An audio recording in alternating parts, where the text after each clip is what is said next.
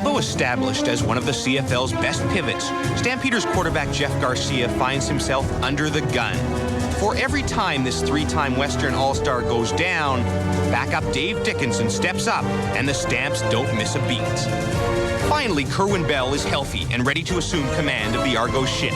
But if he fails, rookie Jay Barker has proven he can steer the boatman. It's not about who starts, but who will finish on the CFL Live tonight.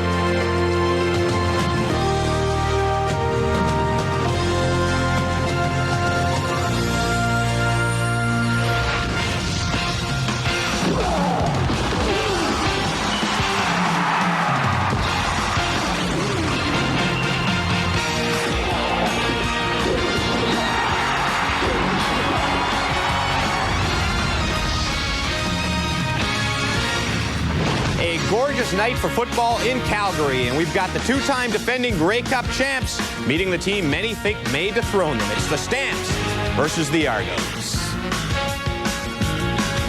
Good evening, everybody, and welcome to the CFL on TSN. My name is James Duffy. Tonight, two teams with opposite records, the 3-1 Stampeders against the 1-3 Argos. And with me, as always, our analysts, Eric Tillman and Chris Schultz. And guys, that 1-3 mark for the Argos, not the only surprising statistic. Eric, they've also given up close to 500 yards rushing in 4 games. That is very un-Argo-like. You know, you're right, James, and I think the key to tonight's game is going to be Calgary's ability to run the ball versus Toronto's inability to stop the run. If you look back at last year, this is a defense that led the league in 22 of 25 defensive categories, and yet after 4 games, they rank 7th in the Canadian Football League against the run. Why? I don't think you have to look any further than the loss of Rob Walter. Rob was the premier defensive lineman in the league. He retired in the offseason. You know, if you look back at last year, he always destroyed the other team's center, allowed Mike O'Shea to flow the football and make an awful lot of tackles. And without Rob Walter, this is clearly a different football team. Well, I agree with that point, but I think on the other side of the ball, Calgary has a huge opportunity tonight to truly pressure Kerwin Bell. The 3-back rotation is Michael Clemens, the new kid Sherman Smith, and Dwayne Demetrish. Michael Clemens is about 165 pounds. Sherman Smith maybe 175 pounds. Dwayne Demetrish at 6'2", 225 is the only pure blocker that can pick up the linebackers from the Stampeders. But there's a catch. He's playing hurt. He's got a very bad ankle. Look for Calgary anytime they read single back or an open backfield from Toronto to mathematically, James, bring one more player than the Argos have the ability to pick up. I think Kerwin Bell may take some shots tonight, which does lead into turnovers. You're always picking on the little guys. Just like a lineman to pick on all the little guys in the backfield. Now, we've got a couple of big guys in the broadcast booth tonight with more on the game. Let's send it out to Calgary. Here's Gordon Miller and Glenn Suter.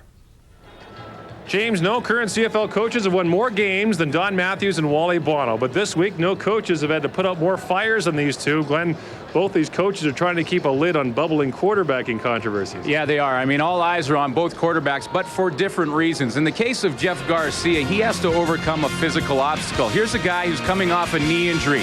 Now, if his play is impeded physically in any way, if he can't set up in the pocket properly or has limited mobility, we're going to see Dave Dickinson early. Obviously, last week, Dave Dickinson proved he can get the job done, passing for over 400 yards and, of course, 5 touchdowns in 1 game.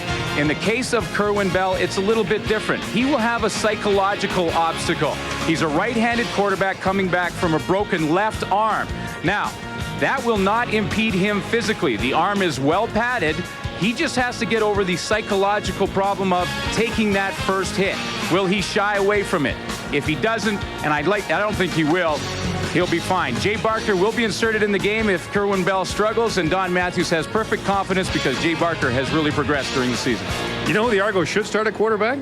Who's that? Gilbert Renfro. He's the last Toronto quarterback to win at McMahon Stadium. That was in 1988. Since then, Calgary has won 9 straight over the Argos in this stadium. James? All right, thanks very much, guys. A couple other games tonight. Oskee Wee Wee, the Ticats are now 4-1 after beating Saskatchewan 26-8, the final in that one. And about a half hour from now, a battle of the basement. The 0-4 Bombers visiting the 1-3 limping Leos. They have 17 guys on the DL. For the Argos tonight, Kerwin's back. Will the bell toll for the Argos? We'll find out in just a couple of minutes.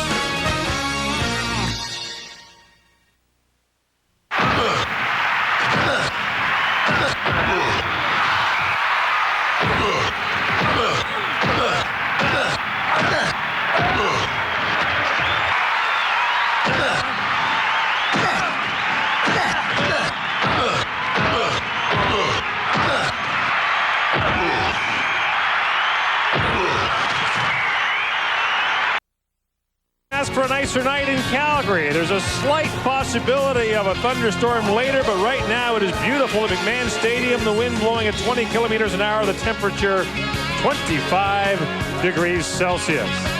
Don Matthews is the winningest coach in CFL history, but amazingly has not won here in McMahon Stadium as an assistant or a head coach since 1989 when he was a defensive coordinator for Edmonton.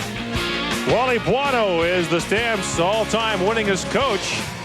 His team has not lost back-to-back home games in his 8 years as the coach here. In fact, last time Calgary lost back-to-back games at home was in 1988. Mark McLaughlin will kick it off for the Calgary Stampeders. McLaughlin's been having his problems kicking field goals, and in fact last week missed an extra point. The kickers will be very much in the focus tonight, as both McLaughlin and Noel Prefontaine of Toronto have been struggling. The Toronto Argonauts are set to receive. You will not see Mike Clemens return kicks for them much tonight. They're trying to save the pinball, who's been on the limp for much of this year. Big crowd at McMahon tonight, and we are underway.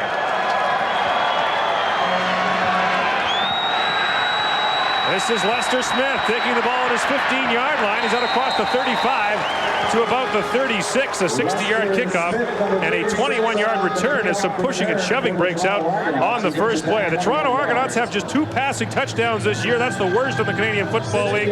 Kerwin Bell makes his first start for the Toronto Argonauts, and you can see the veteran receiving corps includes 11-year veteran Paul Mazzotti, the only Argo who's won a game in this stadium wearing the double blue. And the offensive line is this group. Chad Folk at center. The Argos have allowed a league-high 16 sacks through 4 weeks.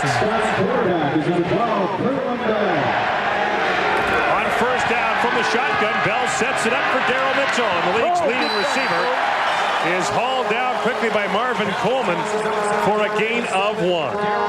Defensively for Calgary, they're #1 in the league against the run. Up front, it's Miles, Traversy, Miller, and Anderson. Of course, they're anchored by Alondra Johnson, the linebacking core. And the pressure in the secondary tonight will be on the halfbacks, Eddie Davis and Jack Kellogg.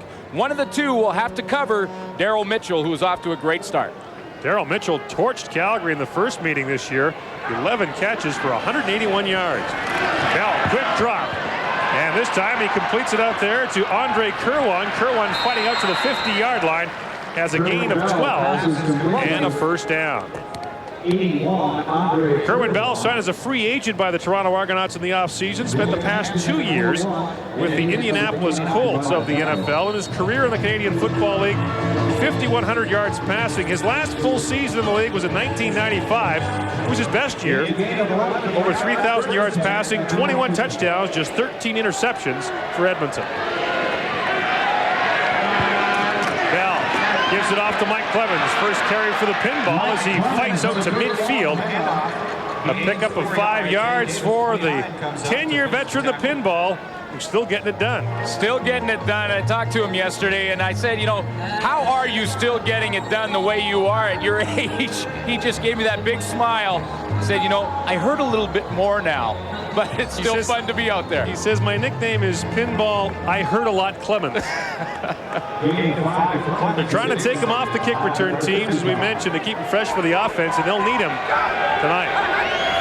2nd and 5, Bell Lots of time over the middle, got lots on it, and Paul Mazzotti has the catch to the 48-yard line, a pickup of 6 and a first down for the sometimes forgotten Paul Mazzotti. Yeah, he has been sort of forgotten in this offense. Only 9 for 96 coming in this game, but he gets a little bit of a rub from Demetrician and then comes in on the inside on William Hampton. Pretty good football play and a good catch. He wants to get more involved in the offense, has a chance to set some records this year for the Argos.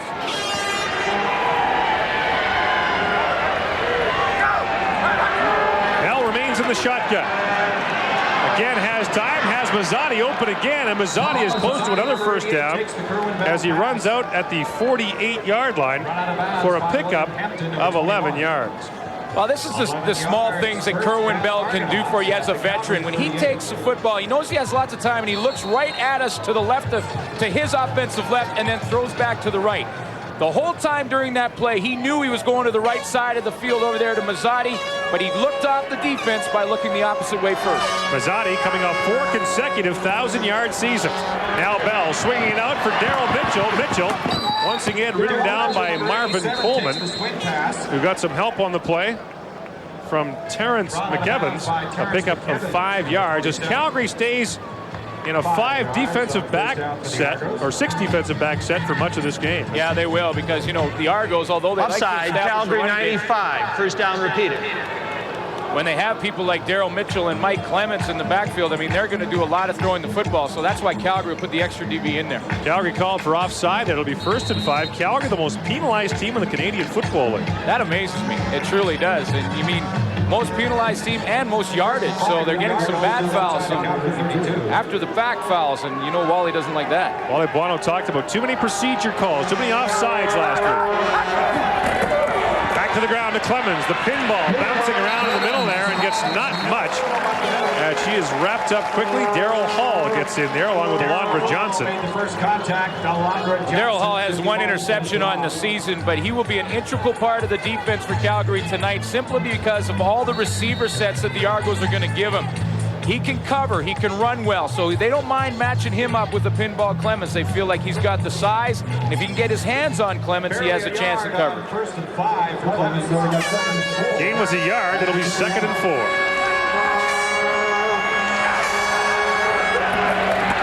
Bell under pressure, delivers it, and it's complete. So the first test for Kerwin Bell to stand in there and sling one. And he does on a rope to Nigel Williams. It'll be a first down for Toronto to the 19-yard line. Well, Kerwin Bell read that he had a little pressure coming, and he knows when he's got pressure, he wants to go to the man-to-man in cut to the outside. And we talked about Kerwin Bell taking that first hit. Well, I would say that may be one of them right there. You saw that elbow pad he's wearing. Some of your favorite NHL players use those pads to administer blows to some of your other favorite NHL players. If Kerwin Bell gets in the corner tonight, he may be all right with that elbow pad on. Here comes the blitz again from Calgary. Picked up neatly. Bell to the end zone and incomplete. Looking for Daryl Mitchell. That's the first incompletion for Kerwin Bell on this opening drive for Toronto. Oh, what a nice job of Dwayne Demetrician to pick up the blitz. Watch number 28 slip into the right in front of Kerwin Bell on the snap of the ball. He comes in, sees safety Dave Van Bellingham coming. He would have been free, but Demetrician picks him up, and that gave Kerwin Bell time to throw that football. He just couldn't hook up with Daryl Mitchell. Argo offensive lineman talking yesterday about the fact that with Kerwin Bell, you know you don't have to hold your block long. He'll deliver the ball quickly. 2nd down. Bell again has time. Again goes to the end zone for Mitchell, and it is almost intercepted by William Hampton. Looking for his 3rd of the year. Hampton breaks it up, and the Argo field goal unit will take the field. Well, William Hampton already has a couple interceptions on the season and almost came up with one there. He came off his man and did a nice job. Really responded well. Now the problem area for Toronto. Last week, Noel Prefontaine missed 5 of 6 field goal attempts, and overall is 7 of 17 on the year. You can see Mark McLaughlin of Calgary struggling as well. Prefontaine, it should be noted though, is 7 for 11 inside the 45-yard line. He's missed a bunch of long ones, but the overtime loss to Edmonton last week pinned on this young man's shoulders. From 26 yards out, Prefontaine puts it through. Paul Mazzotti with the hold, and the Toronto Argonauts have points on their opening possession, leading the Calgary Stampeders 3-0.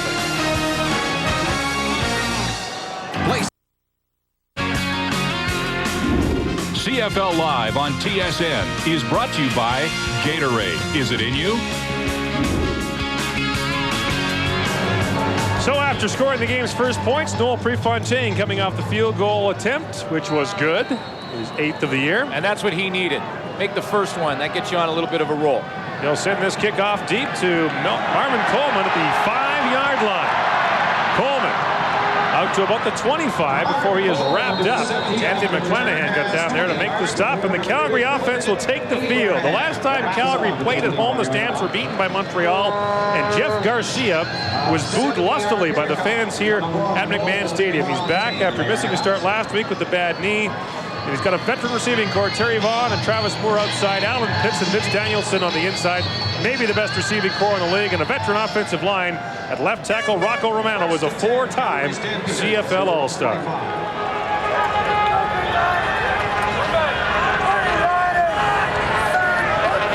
On first down, this is Kelvin Anderson. And Anderson works his way across the 30 to about the 32. Anderson had to wait until the second half of last week's game against Winnipeg to get his first carry.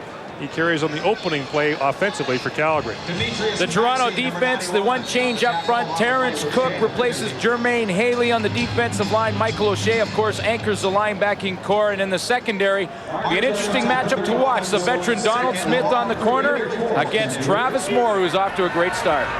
Moore leads the Canadian Football League with 5 touchdown catches on the year. Garcia from the shotgun.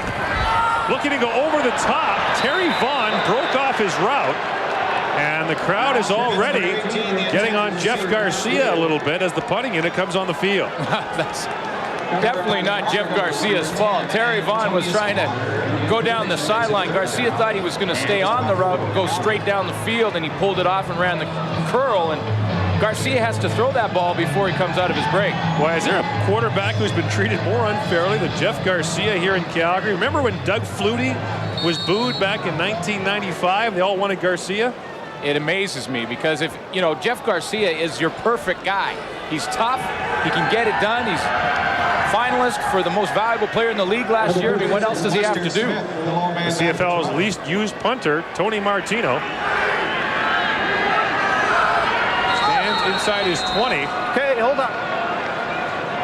And we've got a problem before the ball is kicked. Bud Steen is the referee tonight. Time count violation, Calgary, 11. Third down repeated. Now, a couple of times last week, Calgary had to take a time count violation because the Stamps didn't have the right number of players on the field, but no one's coming out there now. So Wally Buono has already seen his team go offside, and now take a time count violation. Well, and the reason for that is that they're blocking man-to-man up front, and their guys have to find their men first before Martino can call for the ball. Hands, gents, hands! Martino gets a great kick away. Lester Smith all the way back to the 25-yard line. Gets away from Jason Clement and is now run down by Anthony McClanahan. A 59-yard punt and a return of 7. Toronto leading Calgary 3-0. We'll be right back. 3-0 lead on Calgary. Sherry Hargrave joins us on the sideline. Sherry, what's up? Thanks, Gord. I just talked to the head therapist of the Calgary Stampeders, Pat Clayton. He was just talking to Jeff Garcia after that first series, and Jeff says the knee feels totally stable. He feels no pain at all, so that's really good news for the Stampeders. Back to you guys. Thank you. The problem is his ears are ringing after the fans booed him off the field in that first series. On the field now, the Toronto Argonauts backed up to their own 13-yard line as holding was the call against Maurice Miller. So Kerwin Bell and company will start in the deep hole. On the opening drive, he went 5 for 7 and 4 first downs generated by the Argos. And I think more importantly on that opening drive, he took a big hit from Steve Anderson, and that'll just erase any doubts he may have had of whether or not his elbow injury or his broken arm injury is ready to go.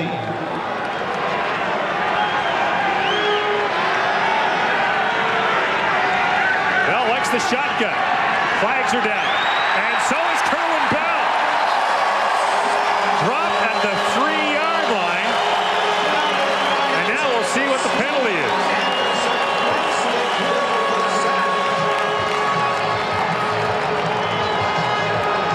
And it may be against Calgary. Offside, Calgary number 92. First down repeated. Well, Wally Buono has got to be beside himself because his team, the most penalized in the league, is playing right to form with the kind of penalties that he hates the most. Wow, it's a big play, too, because the guy who got called on the penalty, Steve Anderson, is the guy who sacked Kerwin Bell. They would have been back on the 1-yard line. Now they're on the 20. A difference of 19 yards on one play. Now Bell quickly looking for Darryl Mitchell. That pass falls incomplete as Eddie Davis was there on the coverage. Kerwin Bell has not played a lot of football in the last 2 years. With the Indianapolis Colts, he was used sparingly, so not only did he not get much of a training camp, he hasn't played a lot. No, he hasn't played a whole lot. The guy who has is Jay Barker, and he has really progressed well. I mean, we were in BC and did that game when Jay Barker had a great game and won it for the Argos, and he's really coming along. And his numbers against Calgary pretty impressive in the week number 2 loss. The game that Calgary might have been fortunate to win. Now Bell kind of double clutches looking for Mazzotti. That pass will fall incomplete. And we'll get the Toronto punting unit on the field as Bell is unable to follow up the success from that first drive. No, but it was a good decision by Kerwin Bell, and that's what a veteran quarterback will give you, is that he knew it was taking too long to throw that wide field out to Mazzotti, so he just threw it way out of bounds. He would have had to make the circus catch. You can see him patting himself there. That's the first sign you'll get that a quarterback is not happy with his performance. But you've got to think for Kerwin Bell, it's going to take at least 3/4 of a game, maybe even a couple of games. Absolutely. I mean, he told me yesterday, he said, you know, my first day of practice this week, I felt like a rookie again. Noel Prefontaine is an excellent punter, and he gets a very good kick away. Terry Vaughn chased back to his 35-yard line, and he'll get not much further than that as he runs into a wall of Argos, a 54-yard punt. And a return of 3. Andre Kerwan got down to make the stop. What are the keys, Glenn? Well, I think first of all, for Calgary to win this game, they need to get Calvin Anderson involved. He had a huge game against the Argos when they played 3 weeks ago, 106 yards in week 2. They have to contain pinball. They'll try and get pinball mismatched on one of the linebackers for the Stampeders. If they do that, that could be trouble. And they have to make some field goals. Gord, you mentioned Mark McLaughlin was struggling. You know he's a veteran, though, and he'll bounce back. He's got to make some tonight.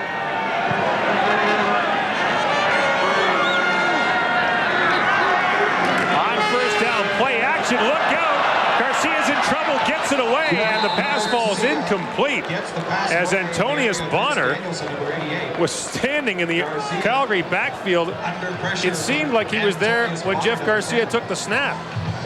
And Antonius Bonner is right here, and he's going to just come on the blitz on the outside. He's not buying the play-action fake. See, the problem with Antonius Bonner, he could have gone down thinking it was a running play. He didn't. He stayed high. He has contained, and Garcia has no chance. Pretty good right cross there, too. Now 2nd and 10, and you got to think Jeff Garcia is feeling the heat now. Garcia under pressure. Able to get away. He's got a long way to go. Garcia gets a block and gets out across the 50-yard line. Kelvin Anderson wiped out Mike O'Shea, and that sprung the Calgary quarterback for a pickup of 11, and Calgary's first down. Wally Buono's #1 question going into this game for Jeff Garcia had to be, will he be able to run the football? I think he just got his answer. What a block by Kelvin Anderson on Mike O'Shea, coming back to peel the Argo linebacker.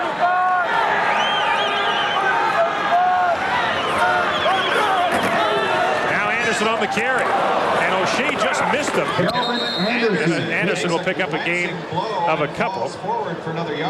Anderson 2nd in the league in rushing behind Mike Pringle, and 3 catches for 2 touchdowns in the week number 2 win for the Stamps against the Argos. Yeah, had a great game against the Argos in week 3, and then last week versus Winnipeg was a forgotten man in the offense. But when you talk to the coaching staff for Calgary, they were saying, you know, it was kind of just what Winnipeg was doing defensively, first of all. And also, we had some running plays called, got an illegal procedure call, and got into passing situations, couldn't give him the ball.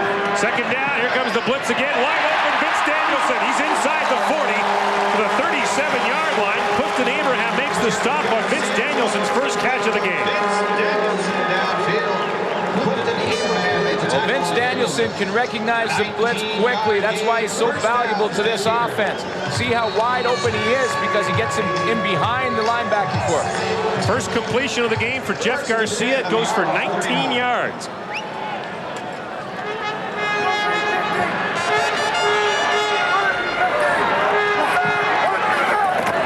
Garcia, the give once again to Kelvin Anderson. Lots of room for Anderson now, still going. And Anderson fights his way down to about the 31-yard line. It's a gain of 8. Guys talked about it on the pregame show that the Toronto Argonauts have trouble against the run. Kelvin Anderson is making them pay for that. Well, the other great thing about Kelvin Anderson, especially this year, is that he has not fumbled the football yet this year. Last 2 CFL Rookies of the Year playing in this game. Kelvin Anderson, the winner 2 years ago, and Daryl Mitchell, the runaway winner last season. Second and short, back to Anderson. Breaks through the initial wave and is close to a first down as he fights down about the 30-yard line. Mike O'Shea was the first to get a hand on him. And then Marcelo Simmons came down to finish him off. Well, I have a feeling that number 50 in the white is going to get to know number 32 in the red a little bit tonight. You always talk about matchups, a corner on a wide receiver. Well, the matchup for a middle linebacker is the running back or the tailback. He's got to find that guy, search him out, make sure he gets in the hole before he does. You know, Eric Tillman made the point at the start of the game that Michael O'Shea has a much different job this year without Rob Waldrop in the middle. Think about other sports. Carney Lansford of the Oakland A's, put Ricky Henderson in front of him and Mark McGuire behind him. He's an all-star. Yeah. Take those guys away, he's got a much different situation. You take away Rob Waldrop, who was quite likely the best defensive lineman in the league last year, and O'Shea sees a lot more traffic. Well, that's right, because you have to double team a guy like Waldrop. If you don't have to double team your nose guy or your interior lineman, one of those linemen can chip off on the middle linebacker and pick him up on the block. So that's why O'Shea didn't have to worry about that last year. Calgary gambles on third down. Garcia goes straight ahead on second effort. He'll have it, and the drive will continue. Wally Buono is disputing the spot down there. Well, you know the coaches get nervous. I mean, it all depends on where the official puts his foot down. You get forward progress, and Garcia definitely got the first down on the play. Calgary comes into this game at 3-1 on the season. And how about the Hamilton Ticats? Winners earlier tonight. They go to 4-1 on the year after going 2-16 a year ago. Here's Garcia on the bootleg. Lots of room to go for Garcia. And Garcia takes a hit near the end of the play from Clifton Abraham. Down he goes to the 16-yard line, a pickup of 12, and that knee looks okay to me.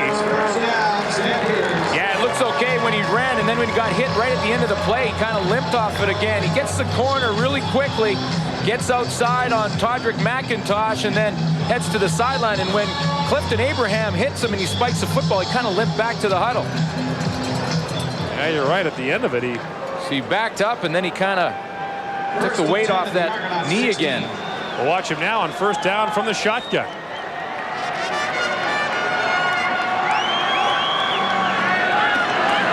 Garcia has time, going for Pitts in the end zone, incomplete. And a flag comes down at the end of the play. Antonius Bonner working on Alan Pitts. The flag is about 30 yards away from that altercation. And the penalty is against Calgary. Well, Alan Pitts just working to the inside and then back to the corner. And I didn't think that Antonius Bonner, any interference. They're both hand fighting as they go down the field. Antonius Bonner looks back to the football. I didn't think there was any interference there. Ineligible receiver, number 18, Calgary. First down repeated. I think they're saying that Pitts was inside 2 other receivers at the line of scrimmage, which would make him ineligible. That rule was changed this year, but you can't have 2 guys outside you. And you have to be moving towards the line of scrimmage, and you won't be called. If you're moving towards the line of scrimmage, you will be considered a receiver. But if you set and are on the line and the wide receiver's on the line, you become the end and you're ineligible. There you go. See, that's why you went to official school. Second and a bundle now. They run the draw play to Kelvin Anderson. And he won't get much as he fights down to the 23-yard line and pick up a maybe 3 yards. Grabbed by Maurice Miller, number 97, on the Argonauts defensive line. Well, Garcia didn't make that call. I think there was some fans that would have liked to seen him throw the football on that play. And he seems to be okay and recovered from a couple of plays ago when he went out of bounds. Clifton Abraham gave him the shove, and then when he backed up, he looked like he re-aggravated that knee. Remember last year, the game against Toronto at Main Stadium, he was hit out of bounds by Mike O'Shea, and O'Shea was ejected from the game in the first quarter. I remember that. Garcia from the shotgun. Has time. Going to the end zone for Pitts again on Bonner. Makes the catch, but he's out of bounds. Wow. Antonius Bonner's going to see his fill of Alan Pitts. But the first two tests, he's come away pretty well. Well, the first time he had better coverage, but this time Antonius Bonner recovered well. Here's Bonner, here's Pitts. Same route, he's going to get to the corner. Now, he's beaten a little early here. Antonius Bonner gets in behind a little bit, he gets caught up. But he recovers and goes to the right side, so Pitts has to make the circus catch out of bounds. See how it closes? Just about. Now the other struggling half of the field goal equation. Mark McLaughlin, 4 for 11 on the year, 2 for 6 inside the 40. This is a 30-yard attempt with Dave Dickinson holding. McLaughlin puts it up, and he is good. Both field goal kickers have struck early. 26 seconds to go in the opening quarter. Calgary and Toronto even at 3. With Highway 2 North to go to Edmonton and Friday night football tomorrow. Looking forward to the Montreal Alouettes and the Edmonton Eskimos. Can't wait for that one. I haven't got a chance to do a Montreal game yet this year, so I'm looking forward to that. Both those teams at 3-1 on the season. Mark McLaughlin, after making his initial field goal attempt of the game, will now kick it off for Calgary. The game tied at 3. A low knuckler. And it's taken down there by Nigel Williams at the 20-yard line. Williams outside to the 40 up to about the 45 before he is pushed out of bounds. And so on come Kerwin Bell and the Toronto Argonauts. Interesting to note that there was a lot of discussion yesterday about whether or not you lose your job as a starter due to injury. Kerwin Bell said that was his major disagreement with Ron Lancaster in Edmonton. Said Lancaster would sometimes feel a player could lose his job due to that and would pull him too fast. But I think Ron Lancaster knows a thing or two about quarterbacking in the CFL. Yeah, I guess so. Well, Gordon, I think for the Argos to win tonight, they're going to have to create those good matchups, get pinball outside. They have to eliminate turnovers, because if you turn the ball over against Calgary, they'll kill you. Prefontaine has to have a big night. He's got one already. Bell. Pitch pass down to Daryl Mitchell, and Mitchell will pad his receiving total some more out across the 50 he gets to the 52-yard line. That's the final play of the opening quarter. Both the starting quarterbacks have shown signs. We are even at 3 in what should be a good one when the second quarter continues in a moment.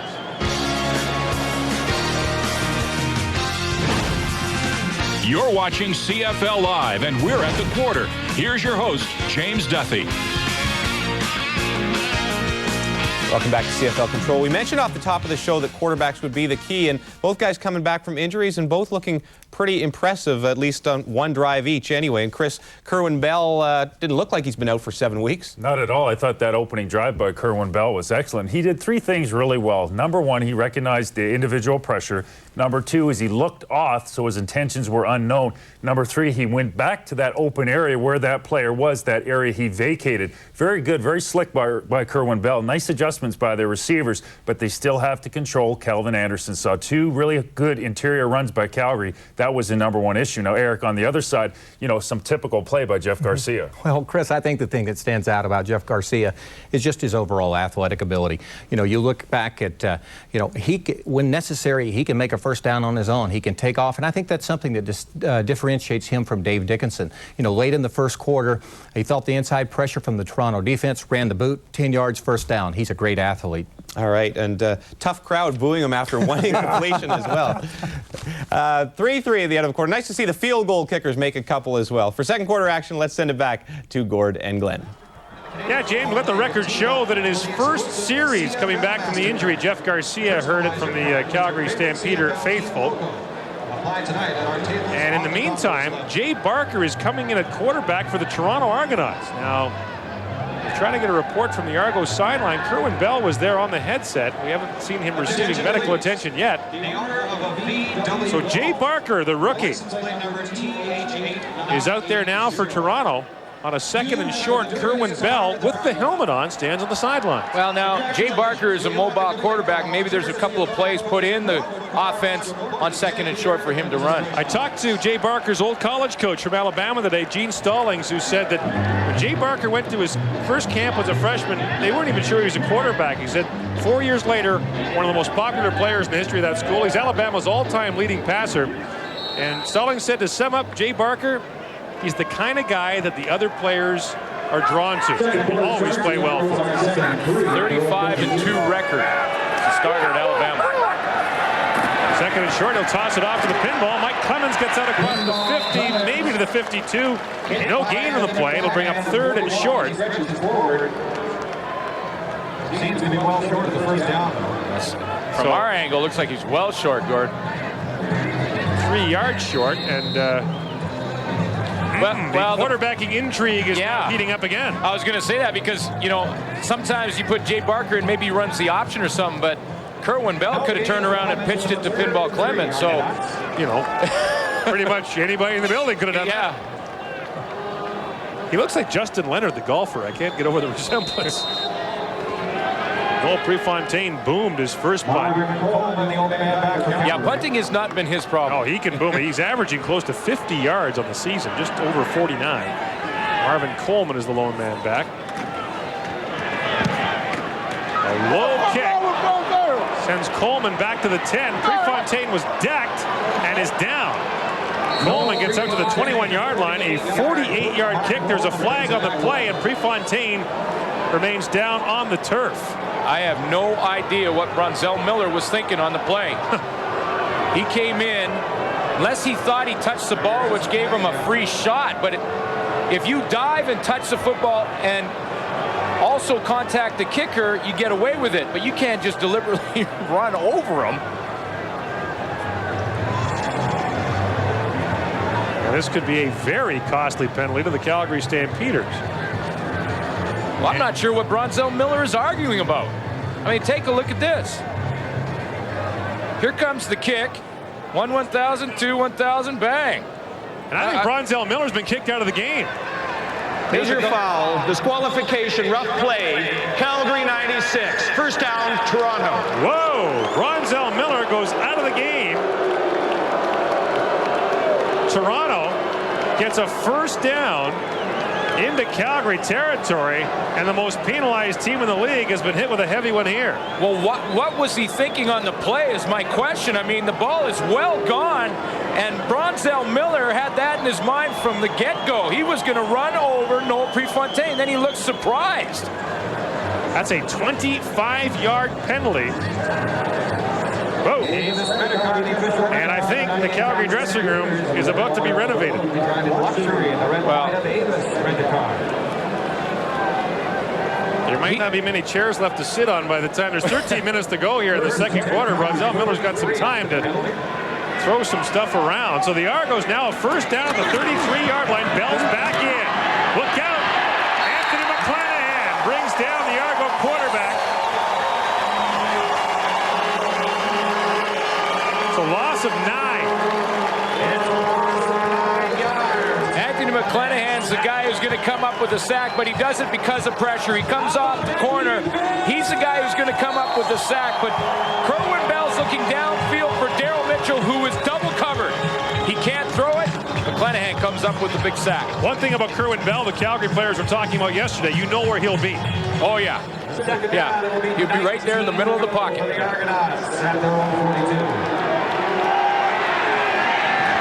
Second and a whole bunch now. Bell drops it off underneath for Daryl Mitchell. He's got 3 guys to beat, and Jack Kellogg makes sure that doesn't happen, but Mitchell moves Toronto closer for a field goal try as he picks up 10 yards. Well, Kerwin Bell is likely frustrated from the drive. You know, when you get a big penalty like Bronzell Miller had, you get that first down, move down the field. You want to take advantage of it, come up with the big major, and Bell gets sacked, and they'll now have to settle for a field goal attempt. And so Noel Prefontaine will come on to try this from the 39-yard line as Barker and Bell talk it over. Quite a friendship has developed between those two men, both from the southern U.S. Bell from Florida and Barker from Alabama. Yeah, they room together. They when they're on the road, and they've become good friends off the field as well. Prefontaine from the 39-yard line has missed this one to the left. It'll spin around in the end zone, but Marvin Coleman will concede the single. Toronto now with a 4-3 lead on Calgary. Is it the Leafs? CFL Live on TSN is brought to you in part by Midas Car Care, the way it should be. Wally Buono won't have to worry about losing the title of most penalized team in the league. Calgary 5 flags for 50 yards and a disqualification already in the game. They are the heavyweight champions of the league. He was up and down that bench and was quite vocal. He does not look happy. Because the trademark of Wally Buono coached teams over the years has been discipline. Calgary routinely one of the least penalized teams in the league. Yeah, discipline always, and this is really surprising to see. Jeff Garcia in the stands starting the 35-yard line. Pick up a maybe 3 yards. That was a player, by the way, not anyone. Here are the numbers through the opening quarter. Both teams with 4 first downs, and you notice Calgary has 44 yards rushing already. Not much to choose between these two teams. No, and the Argos aren't going to have a whole lot of yards rushing. They don't really have a running back. I mean, Pinball Clemens is a receiver. You don't want to run him the ball too much. He gets too banged up. Garcia from the shotgun. Lots of time. Flags are down. Garcia, look out. Mike O'Shea was bearing down on him. Garcia throws himself ahead for a gain of 8 and a Calgary first down pending the flag. Mike O'Shea and Jeff Garcia meeting again at McMahon. Illegal contact on an eligible receiver. Toronto number 3. Penalties declined. First down, Calgary. It was Clifton Abraham who was called. Calgary will gladly take the first down instead of that. Clifton Abraham, a rookie playing the corner. First-year man out of the University of Houston. Of course, the Argos losing Adrian Smith in the offseason. They still have 2 Smiths. Yeah. Donald on the corner and Lester, who anchors us secondary from the safety. And those are 2 good ones to have. Donald Smith might be the best corner in the league. Well, we haven't mentioned Travis Moore. Yeah. And that's why. Because Donald Smith has been covering him most of the game. That's the problem with being a good defensive back, is you never get your name mentioned. And that's the way you like it. Donald Smith said to me that so far as he knows, Travis Moore has never caught a touchdown pass on him. Now, let's just say that defensive backs' recollections on other players should not be taken as necessarily the absolute truth. Sometimes they forget about the ones that they get caught on. The best quality of a defensive back is a short memory.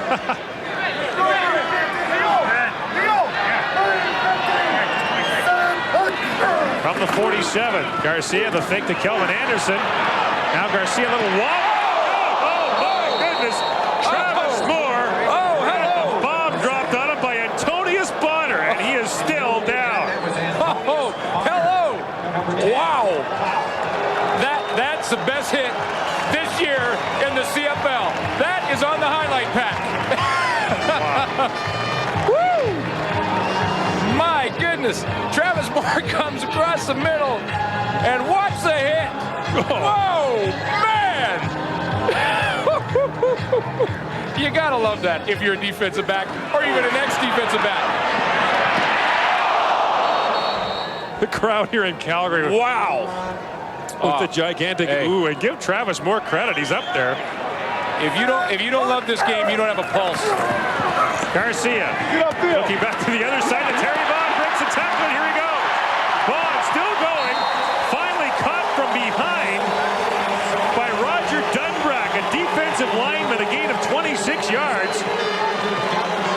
Great move by Terry Vaughn to get open. He's always been known for his yak yards, or yards after the catch.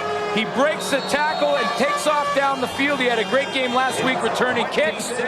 But let's go back. I got just one more time to see that hit. Antonio Bonner on Travis Moore. Woo!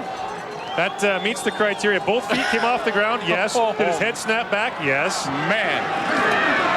Back to the ground. Kelvin Anderson. Anderson tripped up and gets down to about the 30-yard line.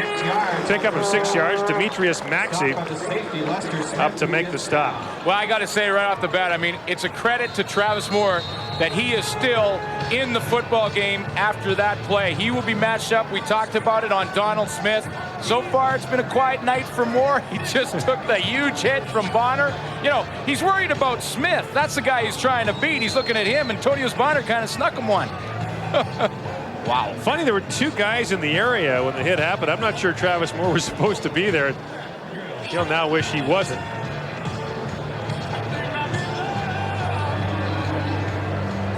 And Lester Smith is the injured Toronto Argonaut. We'll check on his progress and take a break with 10:02 to play in the second quarter on the CFL Live.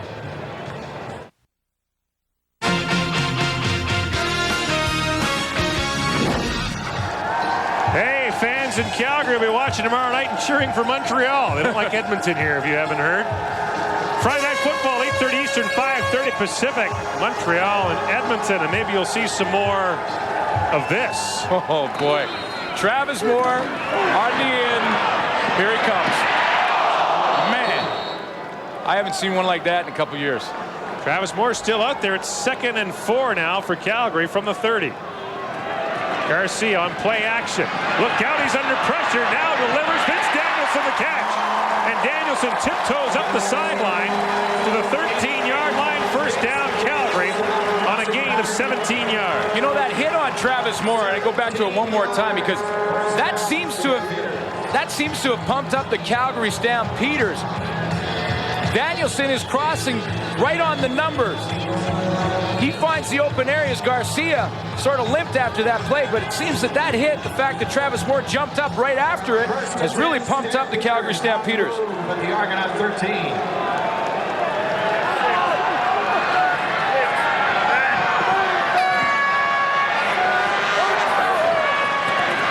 First down, Garcia dumps it off underneath for Alan Pitts. Pitts still going, gets down to about the 9 before he is finally tripped up there. Stop is made by Byron Capers. It's a gain of 4. And with Lester Smith out of the game, George Namako comes in at safety for the Toronto Argonauts. And the loss of Lester Smith over the middle appears to be what Calgary was trying to exploit there. Yeah, and what they like to do, Toronto's defense, when they get down, backed up against their own goal line, they'll send Lester Smith a lot. With him not in the ballgame, that may change things.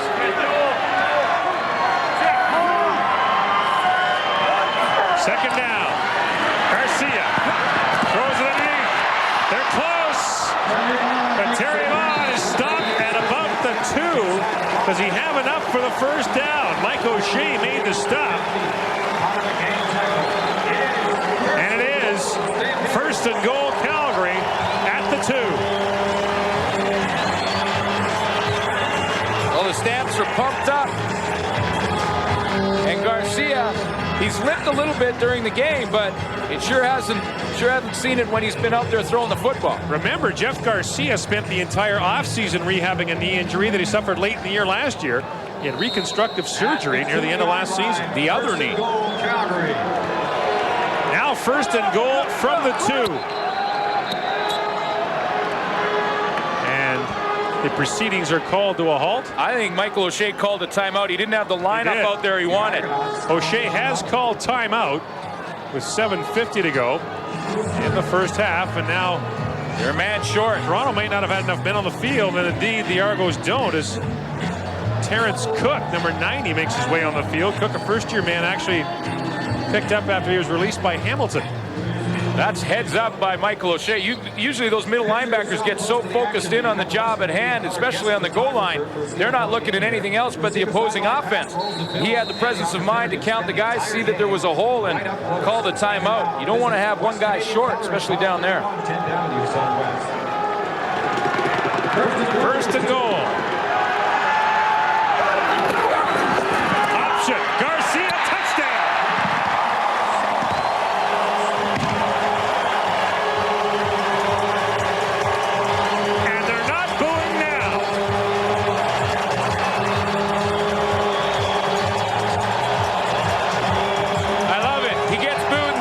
Says, hey, I'll give you guys a present, throws the football up in the stands.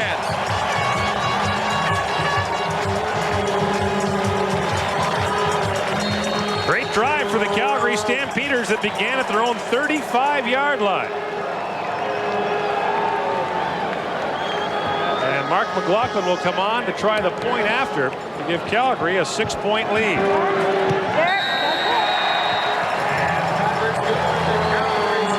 Toe-to-toe they go. Calgary now on top, 10-4 with 7:32 to play in the first half of another Toronto-Calgary Classic at McMahon.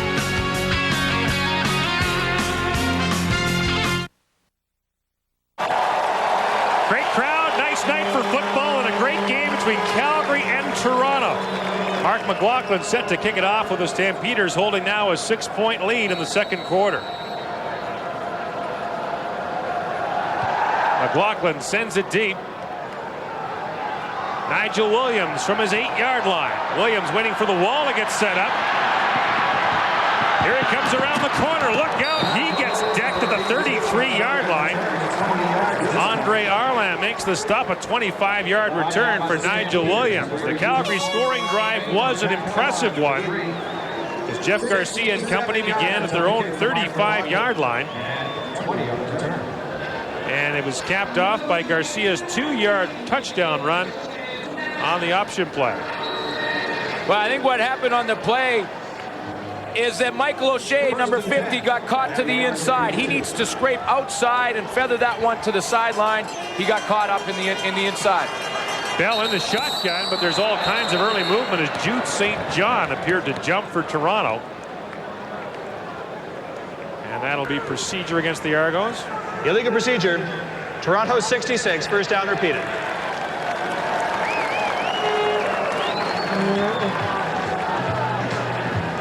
Jude St. John, part of that rebuilt Toronto offensive line. We talked about the loss in the middle of Rob Waldrop on defense. The loss of Mike Kiselak at center, also a big one for the Toronto Argonauts.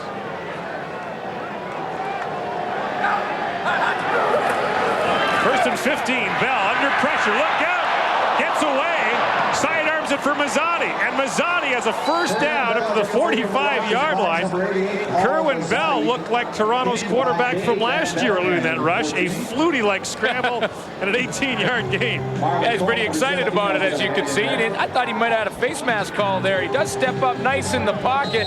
Traversy from the outside now. Well, that was under the chin, so it was a good no call. He did look pretty mobile, stepping up in the pocket. First down now.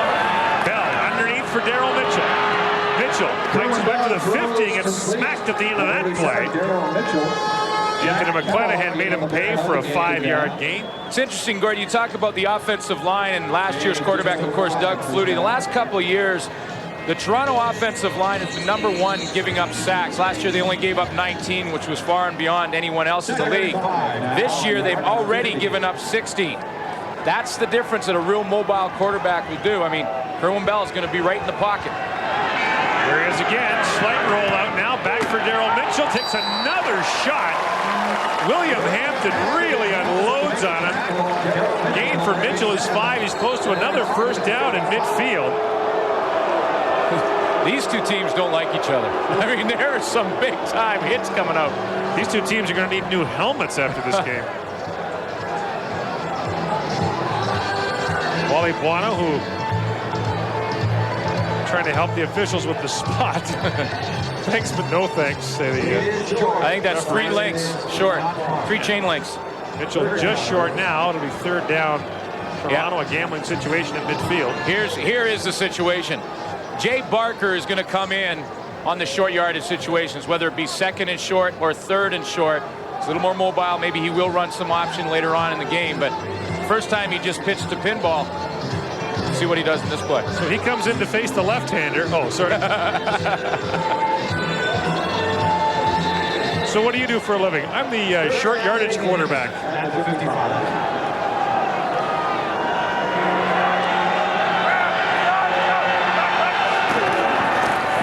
Barker has at least a couple of the first down easily for Toronto to keep the drive alive, and off he goes. I'm the short yardage quarterback. My job description, go in, take a snap, and get hit by 4 guys. Yeah, who all weigh 300 pounds, who all know exactly what I'm going to do. Hey, you got to pay your dues. Well, that was great. Yeah. Did my job. Thanks a lot. I had my guy.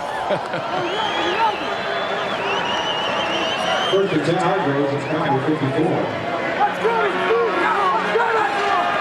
First down, the give goes to Mike Clemens, and the pinball is wrapped up right away. Steve Anderson comes in to finish off what his teammates started. Not much doing there for the pinball, who came into the game averaging 4 yards a carry. Did not have a rushing touchdown coming into this game. When I talked to the coaching staff asking about, how much do you want to establish a running game with pinball? And he said, we'd love to establish it more, but we just can't pound them that hard during the football game. We ask him to catch it out of the backfield. We just can't have the pounding on him all game. Now from the shotgun, gets it down there to Paul Mazzani. It's a one-hopper that will go incomplete. Bell's coming down to argue that the catch was made. That argument will fall on deaf ears, and Toronto will be forced to punt. 4:08 to go in the first half. Kerwin Bell doesn't look that rusty. No, he doesn't. I mean, he was talking about the fact that, the speed of the game was the thing he has to get used to again when he gets out there, because it's one thing to practice against guys who are going like three-quarter, just trying to go through their assignments during the week, but it's another thing to be out there at full speed when the guys are trying to take your head off. But it looks like he's adapted pretty quickly. Terry Vaughn and Marvin Coleman back to receive this punt from Noel Prefontaine. Nice deep kick. This is Coleman from his 7. And Coleman picks up about 10 on the return. Another good kick by Prefontaine that travels 49 yards. And Calgary will be hemmed deep in its own territory. And last time the Stamps had the ball, 9 plays, 75 yards, chewing up 5 minutes on the clock. Let's have another look at that Jeff Garcia touchdown, Glenn. Yeah, we talked about it earlier. I think Michael O'Shea right here needs to scrape to the outside on the play. The interior linemen have to crash down on the fullback, and O'Shea got caught up in there too and didn't get to the outside. Anywhere in North America, the Canadian flies at seat 5, row 18, section 8. Garcia and the Stamps with the lead. And the ball. Play action fake to Anderson. Garcia, lots of time. Looking deep for Pitts, and he's got it for a second, but then it falls out of his grip. He was double covered there by George Namako and Antonius Bonner. Lester Smith, by the way, has not yet returned to the game for the Argos after being shaken up earlier. Looked like Pitts might have been able to hang on to that one. Well, George Namako covered a lot of ground to get over there and help out on the play, and he really is part of the reason that Pitts couldn't come up with it, because he did have it in both hands. But Namako showed tremendous range. Namako from Liberty University, as is Donald Smith. Down there in Virginia. Garcia from the shotgun. Dumps it off underneath for Pitts now. Pitts aiming that first down marker. Goes down the 23-yard line. Donald Smith wraps him up for a gain of 6. He'll be well short of a Calgary first down, and Tony Martino on the punting unit will have to come on for the Stamps as we have reached the 3-minute warning at McMahon Stadium in Calgary. The Stampeders with a 6-point lead on the CFL Live. Critics thus far after a week of answering this question. Jeff, how's that knee doing? Knee is, I guess, as good as it could be at this point in time. I think it's something that, in order to be fully recovered, it needs another 2-3 weeks. But we had a good result from the MRI test. Didn't show any cartilage damage. Was just a first-degree strain or sprain of the medial collateral ligament. And it's something that I practiced on all week, and I feel comfortable with it. I feel confident in it, and I'm going to go out and give it my best. That's one of the great things about Jeff Garcia, Gore. I mean, one of the toughest quarterbacks you'll ever meet. He reminds me a little bit of Matt Dunnigan in his mentality, and truly one of the future superstars. Tony Martino on the punt here. Look out, it was almost blocked. Martino's down, there's no flag. Kick is taken now and moved ahead there by Toronto's Sherman Smith. A 38-yard punt, a return of 8. A flag comes down at the end of the play. Not only will Calgary not get the late hit on the kicker, but it looks like the Stampeders will be called for a late hit on the returner. Well, did Donald Smith touch the football? That is the question. Did Donald Smith touch the football? If you touch it, you can Major get the foul. kicker. Spearing. Calgary 41. First down, Toronto. That's Anthony McClanahan spearing. Another major penalty against Calgary. And again, the Argos are moved deep into Stampeder territory.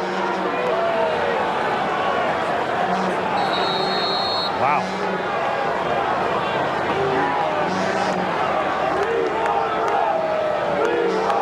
Gives the Argos a first down at the 36-yard line.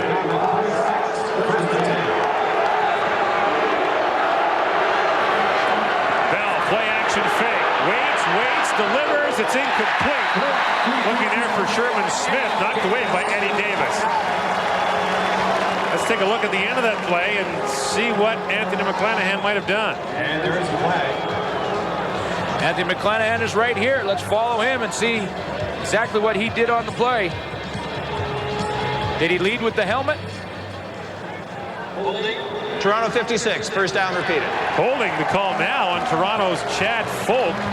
That's a costly penalty the other way as the Argos are moved back to their 46-yard or to the Calgary 46-yard line. Well, that may have been the makeup call. Never happens. Unofficially, that may have been the makeup call. Bell from the shotgun on 1st and 20. Look out. He's dragged down by Alondra Johnson. And you can hear the contact on every play down there. Alondra Johnson already has 3 sacks on the season. He's off to a great start. He's going to come in from the right of your screen as Kerwin Bell steps up in the pocket. Kerwin Bell doesn't even notice him to the last minute. Watch this. Whoa, here he comes. You talked about it earlier. Bell was looking for Mike Clemens up the field, but Darryl Hall was with him step for step. Here comes the blitz again. Bell over the middle, deep, Darryl Mitchell. And just out of his reach as Mitchell was in behind Eddie Davis. Toronto misses by that much. Now, will Don Matthews try a field goal of some 50 yards, or will the Argos punt? And I believe it is the punting unit coming out. On a tight game against a good football team, you always want to win the war of field position. This would be a, what, a 51, 52-yard field goal. And Noel Prefontaine's had his problems from outside of 45. Marvin Coleman is the lone man back for Calgary. 2:12 to go in the first half. Oh, great kick. Right up an elevator shaft. It bounces down at the 2 softly.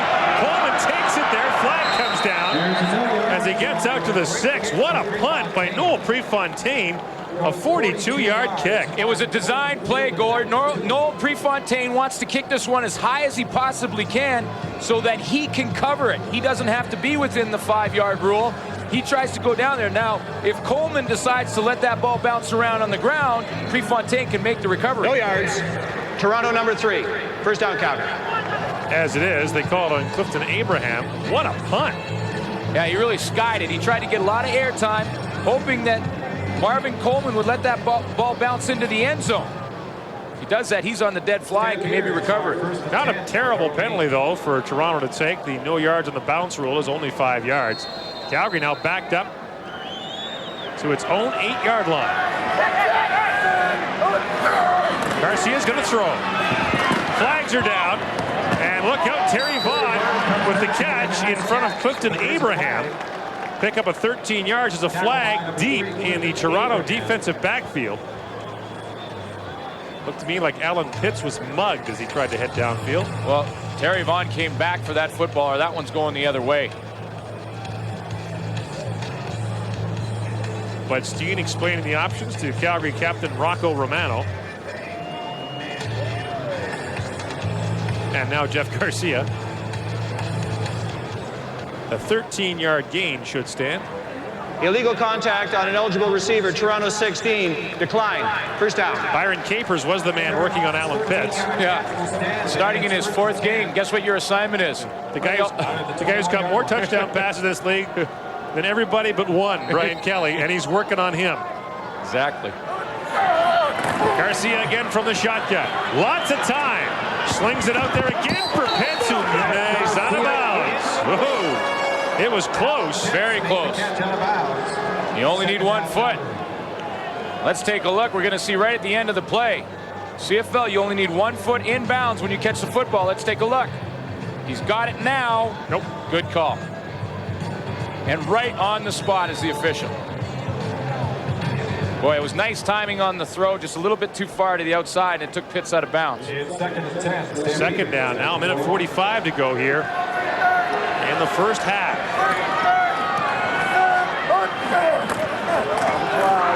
Garcia all day. Back over the middle it goes. Terry Vaughn. Vaughn will be stopped well short of a first down as he's wrapped up by Michael O'Shea.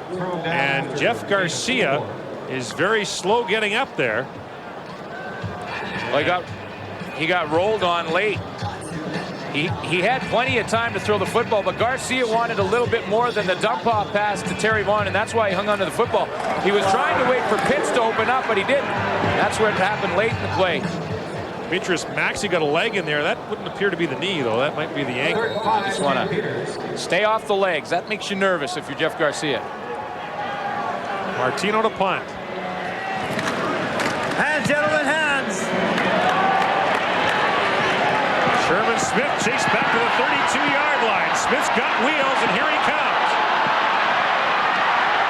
Out across the 50 he goes to the 52-yard line, giving Toronto great field position. A 55-yard punt and a return of 17. Well, the Calgary Stampeders were once invincible at home, but the road team so far this year have won 10 of 16 games, including 7 of the last 8.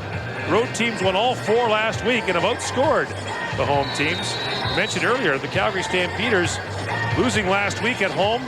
In the 90s under Wally Buono, they are 66-8 at home. That's not bad. Yeah, I'd probably take that. Yeah, I'd take that.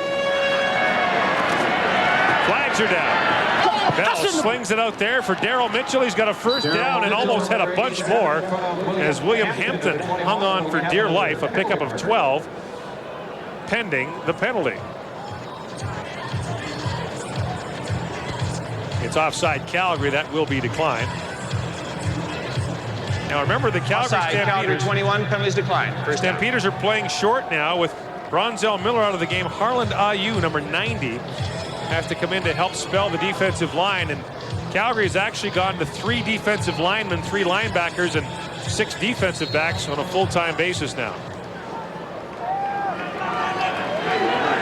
13 yards for Mitchell, first and 10 at Calgary 46. Bell from the shotgun. Daryl Mitchell underneath again. Here comes Mitchell. Down to the 25-yard line he goes. Daryl Mitchell with a gain of 22 yards. And that under route has worked very well for Toronto. He has great acceleration. He ran by 2 guys underneath to get open on the outside. Daryl Mitchell comes in as the league's leading receiver, and he's got 7 catches for 61 yards already in this game. 45 seconds to play here in the first half. Toronto trying to regain the lead. Bell looking backside. Mazzani makes the catch. He gets down to the 15-yard line, close to another Toronto first down. Marvin Coleman makes the stop. Marvin Coleman's one of the hardest-hitting defensive backs in the game, and that's why this catch by Paul Mazzani is such a big one, because he has to fully extend his hands as he comes into the middle, and he knows number 17's bearing down at him. He's going to hit him right in the rib cage, but he still goes up, makes a catch, secures the football, and then takes a hit. Play requiring a measurement. And Toronto is just short. Again, a few links of the chain. 34 seconds to play, and Don Matthews screaming instructions to his quarterback. Does that mean throw it? Well, he's been known to throw a few tricks pull a few tricks out of the bag. It will be second down. Coming up, CFL Live at the half. James Duthie will try to keep Eric Tillman and Chris Schultz under control. They'll have highlights of the other two games being played tonight. Hamilton, as we mentioned, with another big win tonight. Bell, play action. They are throwing to the end zone. Mitchell, touchdown! Daryl Mitchell with his first touchdown catch of the season. And the Argos move the ball neatly to tie the game at 10 with the point after to come. Well, Mitchell's done a pretty good job on Jack Kellogg throughout this game. Jack Kellogg has had to come over, and Mitchell streaking right through here, and Kellogg cannot catch up. He's got great acceleration to the football, and Kerwin Bell throws it right where he has to the outside and away from Jack Kellogg. Both these quarterbacks, Kerwin Bell and Jeff Garcia, have been impressive in stretches tonight. And now Noel Prefontaine for the lead. He puts it through, and with just 24 seconds to go in the first half, Toronto with an 11-10 advantage on the Calgary Stampeders. Daryl Mitchell, as we mentioned, came into the game as the league's top receiver, but that's his first touchdown catch. Yeah, he's going to come right across here and down the seam. He just gets separation from Jack Kellogg. Little shake move there to get him to the outside, and then that's about 3 yards. That's all you need.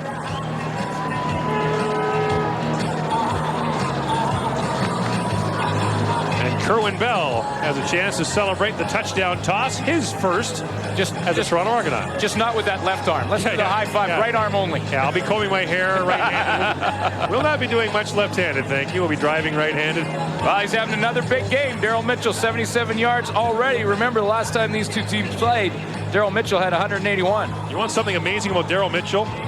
22 games in the Canadian Football League. He's had 100 yards or more receiving 7 times. Unreal. You know, he's on pace right now to get close to 2,000 yards receiving on the season. And, of course, the only Argonaut ever to do that, Terry Greer. Alan Pitts did it once, too, for Calgary. Back when Pitts had maybe the best year ever by a receiver in the Canadian Football League. Set the record for receptions, yards, 1994. Prefontaine kicks it off. Taken by Terry Vaughn down the 15-yard line. Here comes Terry Vaughn breaking through. Vaughn still going, gets up to the 50-yard line. A 60-yard kick and a 35-yard return. They go 4 plays and 51 yards, the Argos do, in less than a minute to retake the lead. And all that's set up by the big defensive stop by Toronto. We talked about it earlier. Don Matthews elects not to try the 51-yard field goal. They punt instead. Get the defensive stop, get a decent return, and score the touchdown. Absolutely. Then you only need 4 plays to score a touchdown, not 7 or 8, and that's a big difference. Garcia in the shotgun. Will he take a couple of shots for points?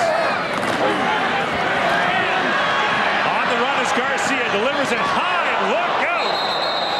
Another big shot. Aubrey Cummings, the rookie out of Acadia, gets his world rocked by Michael O'Shea. 5 tough yards for Cummings. There are bodies flying around this football field tonight. This is another great hit. Here's O'Shea. Here's Cummings. Who was that? Somebody else. Somebody else. Oh, it's Donald Smith. Of course it is. Known as one of the biggest hitters in the game. Yikes. Final score, the Tiger Cats 26. Ball up to midfield now with 11 seconds to go. Calgary, with the wind at its back, what wind there is, could perhaps get a gain of 15 here, try a field goal. What's amazing about this to me is the hitting that's going on. These receivers are jumping back up.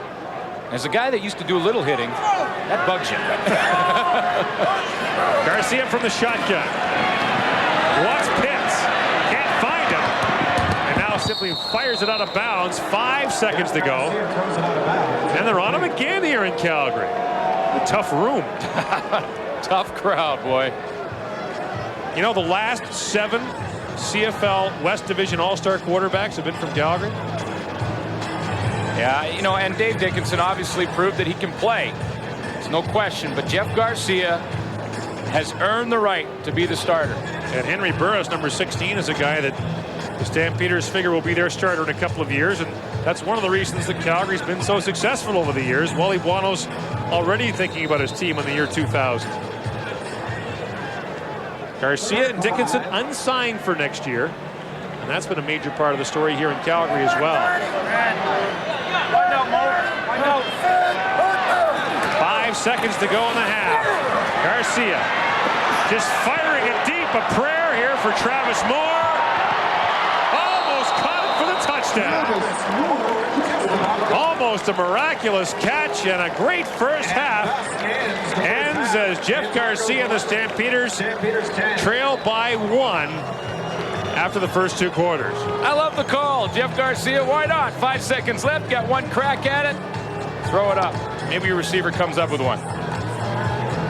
Travis Moore got his hand on it for a moment, but Bonner was able to knock it away. They trade punches and lots of hard shots. 11-10, Toronto the score at the half.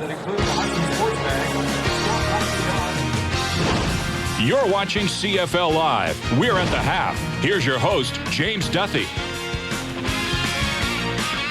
All right, welcome back. Great first half of football. You know, we said off the top the Argos hadn't won in McMahon Stadium in a decade, and you think of all the great teams they've had, you wouldn't think this year would be their best shot at it, but Eric, they're hanging in there at the half. Yeah, they are, and that's a nice drive right before the half to get that 7. I mean, it's a big confidence builder. I like what Kerwin Bell's doing. He's doing a great job of getting the ball to Daryl Mitchell and to the forgotten man, Paul Mazzotti. It's good to see him back in the offense. But still, from Toronto's standpoint, I think you have to be concerned about the lack of the running game. In the first half, I think the Argos only had 10 yards rushing, Chris. They only had 10 yards rushing, and when you talk about the lack of running game, that's a balanced attack, and I really think Calgary right now still is the better football team. They had numerous opportunities to put drives together. Really only Toronto had the 2 drives early in the first quarter and the last one to Mitchell, and yes, it is huge because you go into the locker room on a positive note, on an up, and that's very important because those first drives coming out of third quarter, they dictate in the second half, so it's going to be important to see who has early success in the third quarter.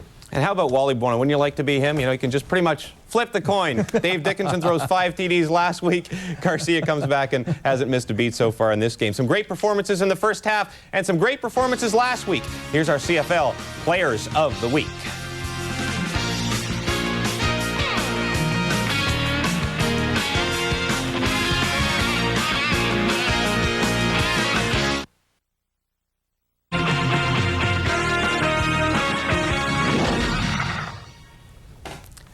Okay, welcome back. You know, guys like Chris Schultz are always giving kickers a hard time, saying, they don't do anything, they got it easy, they come in and kick, they get no contact. Well, not always the case, as we'll see in our key play of the first half. Noel Prefontaine back to punt, and Bronzell Miller trying to turn Prefontaine into Postfontaine. What the heck is he thinking, Eric Tillman? I'm not sure that he is. You know, but in fairness to Bronzell, Prefontaine at one point led the Argos in special teams tackles. And I'm sure all week Wally Buono's been talking to them about getting a hat on him upfield. Don't let him make a tackle upfield. The key phrase is upfield, Bronzell. That's not after he kicks the football. That's called a 15-yard penalty and an ejection. And there's just a dumb play and one that could really haunt Calgary in the second half. Right. No fairness to Bronzell Miller. I mean, that right now at this point in the CFL, that's the dumbest play of the year. There's no doubt about it. And really, sometimes when you have players who take things into their own hand, it's a reflection on their head coach. Their head coach will preach that sometimes, i.e. Jeff Reinbold in Winnipeg. But I think this is about as opposite of Wally Buono as you could possibly imagine. Believe me, Bronzell Miller tomorrow will hear about this, and he'll hear about it throughout the week because this is a very close football game. And if it maintains close, a play like that has a huge influence at that point as to who wins later on. So really dumb play by the kid, and he'll hear about it. And by the way, if you're thinking, well, maybe Bronzell's a rookie and he didn't know the rule or something, he has been around. This is his 3rd year in the league, so I don't know. I don't know what excuse he's going to come up with. Does some damage to the room too with that throwing the helmet around. Now, by the way, CFL attendance up around the league as we leave you on a positive note. Go out and see a game. Here's the ticket info in your city.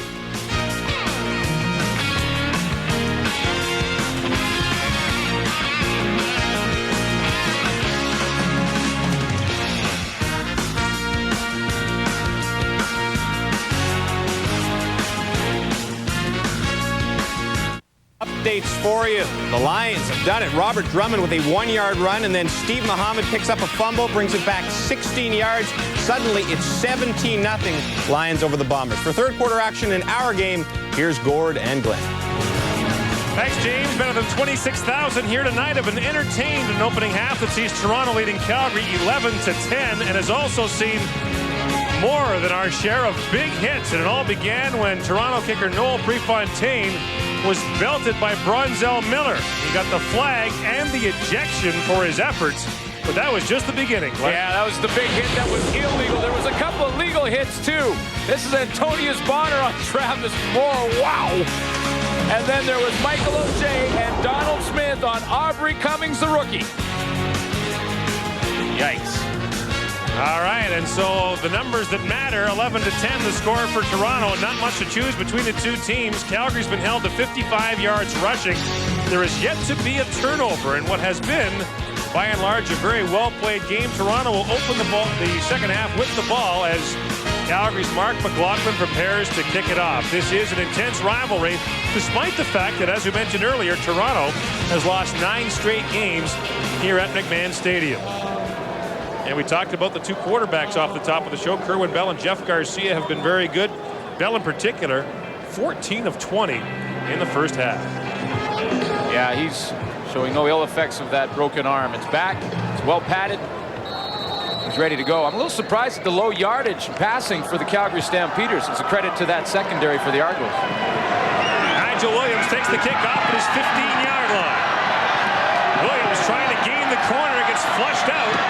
And now up the sideline he goes to about the 30-yard line. Pushed out of bounds there by Eddie Davis. A 15-yard return of the kickoff as Kerwin Bell makes his way onto the field for the Argonauts. As we mentioned, 14 of 20 with a touchdown in his first start for the Toronto Argonauts. That's what surprises me. 102 yards passing for Jeff Garcia. It's been a pretty nice job of coverage by that Argo secondary. Garcia, as we mentioned, was shaken up slightly at the end of that first half. He missed last week's game against Winnipeg with a sprained knee, but appears to be all right. Argos start at their own 30. Bell from the shotgun wants to throw it back. He's tipped at the line of scrimmage, and Bell takes a shot for his efforts. Jeff Traversy appeared to get his hand on it. Yeah, Traversy knocked it down. I think it was Steve Anderson that knocked Bell down. Kerwin Bell sees hands in his face and bodies flying. He's trying to get the ball to his left, and Steve Anderson says, hello, welcome to the second half. On second down, here comes the rush. Bell gets it away to Daryl Mitchell, juggles it, and it was almost intercepted by Eddie Davis as the ball kind of hung up there for half a second. Yeah, well, Daryl Mitchell was juggling the football, and Eddie Davis was locked into hitting Mitchell and just making the tackle. Had he been looking at the ball, he may have had a chance. Here he is up at the top of your screen now. He's going to come in watching Daryl Mitchell juggles the football. Now he's locked in. The radar's on Daryl Mitchell's back. Doesn't see the football bouncing around like that. Want to make that tackle first, and then he sees the ball. Whoa, I had a chance at that one. Marvin Coleman and Terry Vaughn back to take this third down kick from Noel Prefontaine. Knocks down the high snap and gets another great kick away. Chases Vaughn back to the 30. Vaughn still going up to about the 37-yard line where he runs into a host of Argos led by Mike O'Shea. A 49-yard punt and a return of 7 as Jeff Garcia and the Calgary offense go to work. Garcia has heard it from the crowd here at McMahon Stadium a couple of times today. We mentioned it earlier. It's pretty hard to understand. Try and take a look at where he's trying to throw the football. Throwing it over the middle. Of course, Lester Smith, the safety, left the game due to injury, and that could be one of the reasons that he likes the middle of the field and has had some success over there. Lester Smith is back out there now for Toronto on first down. The give goes to Kelvin Anderson, who tripped on the leg of his own lineman. Hard to see who it was. I thought it might have been Jay McNeil, who accidentally tripped up his own running back. Yeah, that was penetration by Demetrius Maxey. When you run into your own lineman, it's because your lineman has been pushed back into you. War in the trenches. Maybe a gain of 1. It'll be second down and 9. Turned out to be a gorgeous night here in Calgary and almost no wind. Garcia Gives it underneath to Kelvin Anderson up to the 40-yard line. Actually, Anderson takes the direct snap, a gain of maybe 2. And while we have a moment, let's go down to Sherry Hargrave. Well, as you can imagine, Gord, at halftime, Wally Buono was not very happy. The whole gist of the heated conversation that he directed at his players was start playing football. Get your head into the game. You're not playing as a team.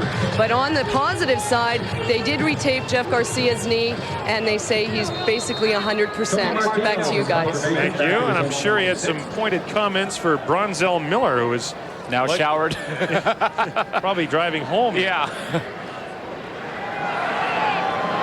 Tony Martino back to punt. Short kick. Bouncing in front of Sherman Smith. It heads out of bounds at the 35-yard line. Just a 36-yard punt. No return. The CFL Live comes back to Calgary in a moment.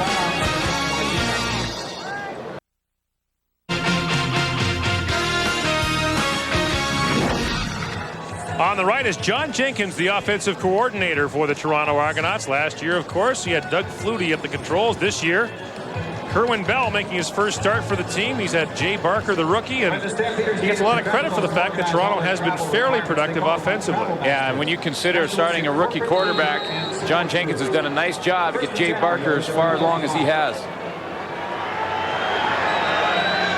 All kinds of flags. There's early movement.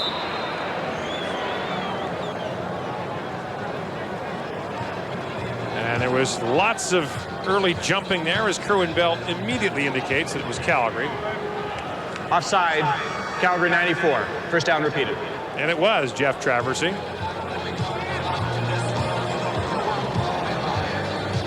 So the Argos 1st and 5 from their 40 in a very hard-fought game. And we look forward to tomorrow night, Friday Night Football, Montreal, Edmonton. Back-to-back good ones. Shovel pass underneath Daryl Mitchell. Look out, here he goes. Mitchell almost gone, and Van Bellingham is the only man who stops him at the 26-yard line. The shovel pass to Daryl Mitchell. And he flies down to the 26-yard line for a gain of 44 yards. Daryl Mitchell coming across underneath on the shovel pass. One thing that you cannot coach a football player is acceleration. And watch the acceleration. He runs away from Hampton. He runs away from Terrence McEvans, the newcomer. Van Bellingham saves a touchdown. Calgary shows blitz. Draw play to Mike Clemens. Here comes the pinball. Pinball trying to stretch it outside, and he takes a shot. As Terrence McEvans put his head down and walloped Clemens for a gain of a couple. We talked about John Jenkins, the offensive coordinator for Toronto.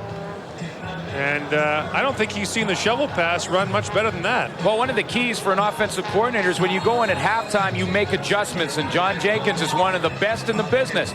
He comes out in the second half. He sees something in the first half that Calgary's doing defensively. He says, you know what?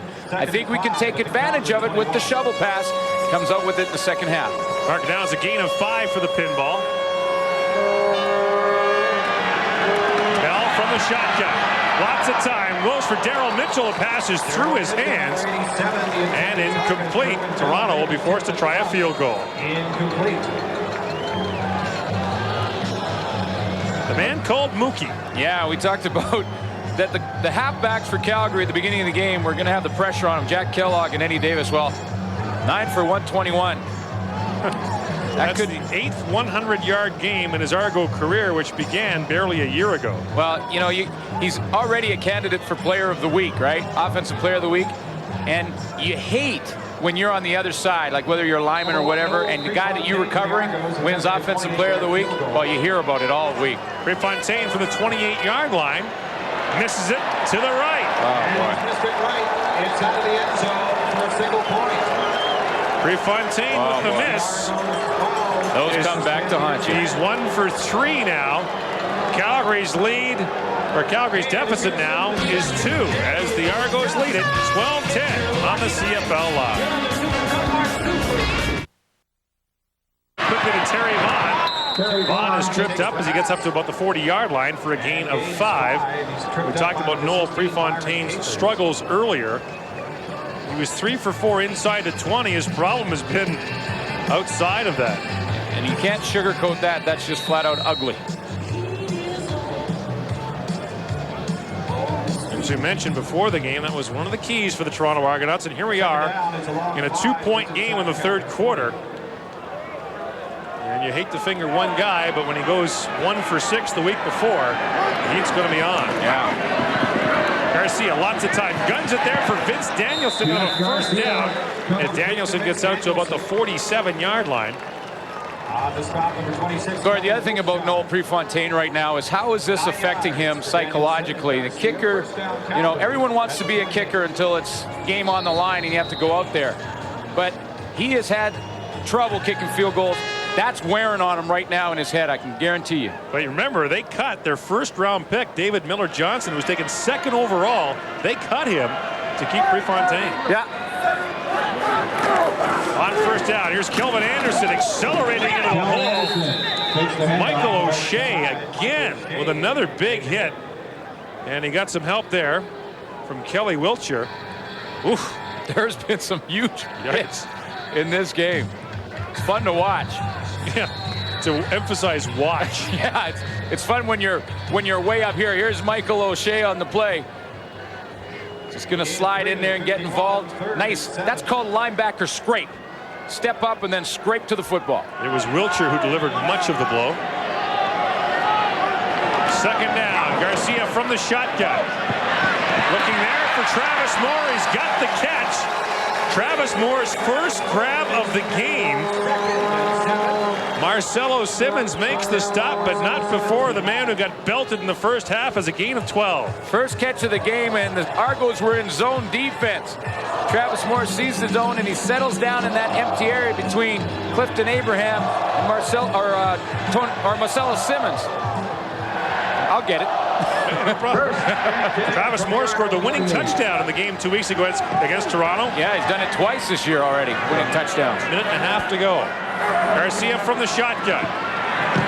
Steps up and has his man. This time it's Terry Vaughn, who fights his way to the 37-yard line. Gain of 11. And a first down, and Terry Vaughn's been locked in a battle with Donald Smith for much of the day. Well, he had a big game last week, and it was mostly in the return game, and he's talked publicly about wanting to be more involved in the offense and that he wants to contribute more, catch the ball. He's known for what he does after he catches it. Says there's still things I can work on. I want to be more involved as a receiver. Not a bad night tonight. Garcia has time, has Danielson, and Danielson fights his way close to another first down. As he's down on the 28-yard line, that will leave him about a yard short. Vince Danielson has become very much a favorite target and 2nd and long key situations for Calgary quarterbacks, and why not when you're 6'4". Yeah, and he's on pace for another 1,000-yard season. Of course, he had a great year last year with almost 1,200, and he keeps up where he's going. He'll be back in that 1,000-yard club. 2nd and a yard for Calgary. Garcia takes it straight ahead, and his legs cut out from underneath him. But Garcia was able to get there. You wonder how much Jeff Garcia relishes diving into those piles with the bad wheel he has. Especially when Maurice Miller is diving right at your legs. And there will be a Once again, the Calgary Stampeders on an impressive march. Wally Buono's crew looking to go to 4-1 on the season. That would give them a temporary hold on first place, and you can see how much they made the first town by. It's a game of inches, I heard. Yeah. Edmonton, of course, will try to do the same tomorrow night against Montreal. First down, Stampeders at the Argo 27. No surprise that Edmonton and Calgary are once again eyeing each other closely, as always seems to be the case. Yeah, that'll all come out in the wash around the Labor Day time. Home and home. Garcia corrals the high snap. Now steps up. He's got room to run, and Garcia puts his head down. Gets to the 20-yard line for a gain of 7. I love that. I mean, he reminds me so much of Matt Dunnigan the way he runs the football. I mean, quarterbacks run into the middle. They're going to hook slide, you know, and they've probably been told by their head coaches to hook slide. Watch what Garcia does. He sees the contact coming, lower the shoulders. And that's Michael O'Shea making the tackle. Dunnigan finally had to be told to stop doing it. Yeah, well, they're likely going to have to tell Jeff Garcia that they'll fine him if he keeps doing it, because that's the type of guy he is. Garcia rolling out. Fired to Pitts at the 5. Pitts loses the ball, and it's recovered by the Argonauts. Antonius Bonner has it. The first turnover of the game costs the Calgary Stampeders dearly as the Argos get it back at their own 6. Well, there's some booze out, but it can't be towards Garcia. He did a perfect job, and it was a two-part play. First of all, Alan Pitts, who's run corners on Antonius Bonner, this time breaks it off and runs an out route. Here he is right here. Now, he's been running the corner. This time, he breaks it off on the out. And that gets Antonius Bonner way upfield. It's a pretty nice route. So he's usually going corner. This time, he comes back, catches the football, but then he just relaxes, and Don Smith comes around and strips him. You have to treat that football like gold, and when you get it, hang on to it. Squeeze it. Bell in the shotgun. Down near the goal line. Over the middle he goes. The ping ball's got it up around the 30. Mike Clemens, look out. Marvin Coleman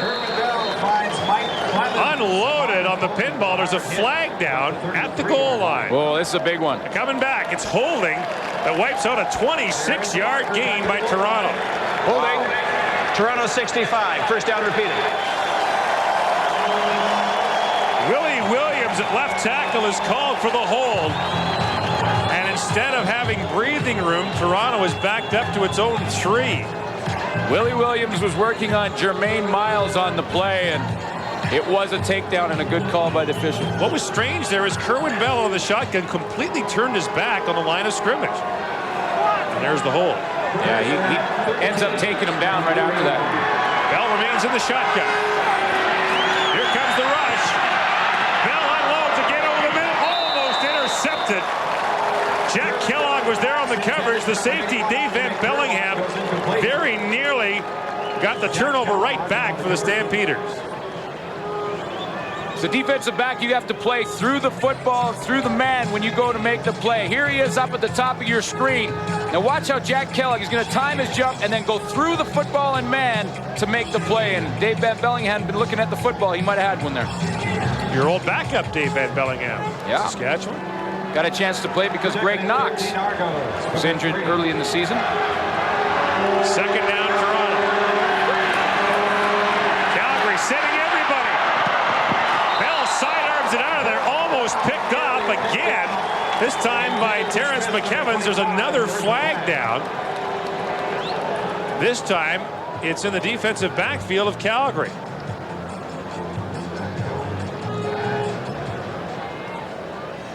Illegal contact on an eligible receiver, Calgary 17. Marvin Coleman was covering Paul Mazzotti. Third down. Marvin Coleman is obviously arguing his case. He got pulled, so he did a little pushing. You know, and really that's how you're coached as a defensive back. The coach will say, listen, if they push, you pull. If they pull, you push. It's very simple. It's a simple game. Brings up second down now for Toronto.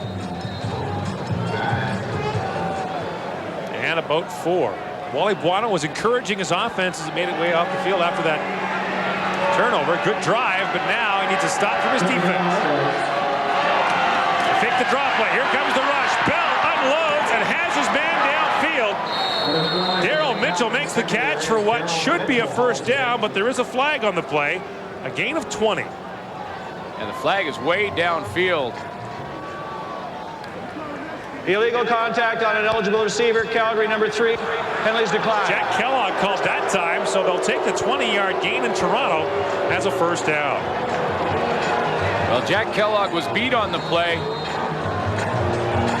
Maybe did a little grabbing. Back-to-back pass interference calls, though. You have a team bottled up on their own end and let them out. That'll make the coach a little upset. No kidding. Calgary has been flagged 10 times for 80 yards in the game. Again, flags are down. And again, it appeared to be early movement.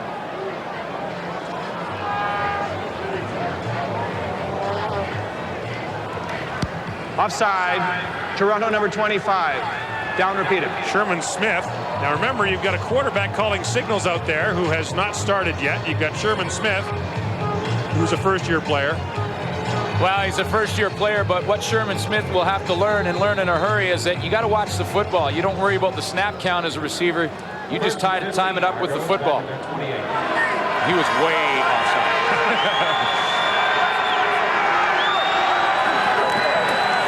First down and 15. Bell over the middle. Pinball's got it. Here goes Clemens. Get him!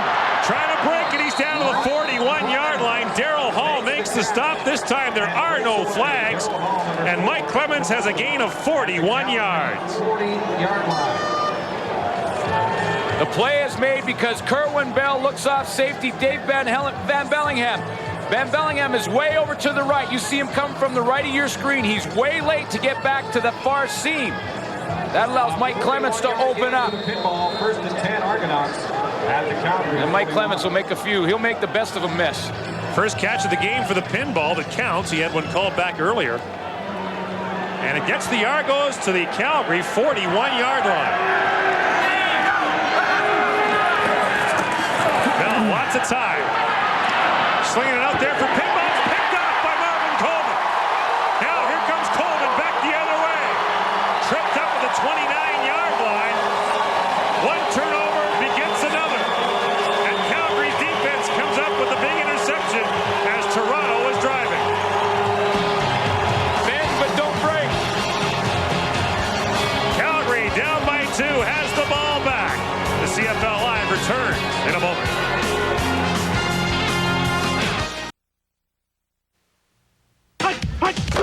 Your favorite CFL team now has their logo on your favorite credit card. It's the CFL MasterCard credit card. Support your team and take advantage of the benefits that over 346 million MasterCard cardholders worldwide are enjoying. Each stylized card has your team's logo on it. So support your team 12 months a year and pull out your card. Call 1-8774-CFL now for your CFL MasterCard credit card. When you pay with us, you play with us. Play Safeway's $1 Million Touchdown to Win for your chance to win $1 million. Participating products include Ocean Spray Cocktail, McCain Super Fries Tasty Taters or Battered Fries, Pillsbury Pizza Pops. Now there's a million more reasons to shop at Safeway, today's better way. When you're running an offense, timing is everything. Kerwin Bell's going to take this shotgun snap and watch Pinball Clements right across the middle. He's open early right here. He gets covered up late. An overthrow by Kerwin Bell turns into an interception. Marvin Coleman, his first interception of the year. Calgary set up at its own 29-yard line. Now Garcia for Terry Vaughn, who catches it on the second try. He gets up to the 43-yard line for a Stampeder first down. Now I want to check with our statistician. Is that counted as a catch or 2 catches? To catch a fumble and a catch. He catches the ball. Coming back on the out. This is the interception by Coleman. You can see how Kerwin Bell waited a little long, then overthrew the football. When you overthrow football as quarterback, it's going to be intercepted. No question. I don't have to make a tackle, do I? I don't. Get him, guys. Gain of 14 for Calgary on that play. Now here comes Garcia on the bootleg. Look at Garcia go into Toronto territory. He's tripped up at about the 53-yard line. Another Stampeder first down. A pickup of 14 yards. What more could you ask of him? Well, the play is made by the fake by Garcia. Watch how Todrick McIntosh, number 94, goes into Kelvin Anderson. When you got a great running back, you have to respect him. He goes inside thinking he's going to get the football. Garcia keeps it around the end, and sometimes that's not even a called play. It's just done by itself. Garcia will do that on his own. Calgary's last drive was impressive. So is this one. Play fake. Garcia wants to go over the top, and he does. Almost intercepted. As in between the two Calgary receivers was Clifton Abraham. There is a flag down on the play, way back in the Calgary offensive backfield. And the play likely wouldn't have counted anyway. Holding. Calgary 59 decline. Second out. Rocco Romano was the man called.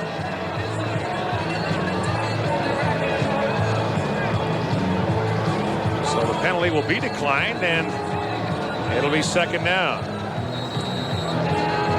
the most experienced lineman for Calgary. 12 years. Out of Concordia University. Native of Montreal. He actually played 5 games for the Argonauts back in '88. Here comes the blitz. Look out, Garcia is done. Jeff Garcia never had a chance as Michael O'Shea bursts through the middle for the sack. And Garcia is slow to get up.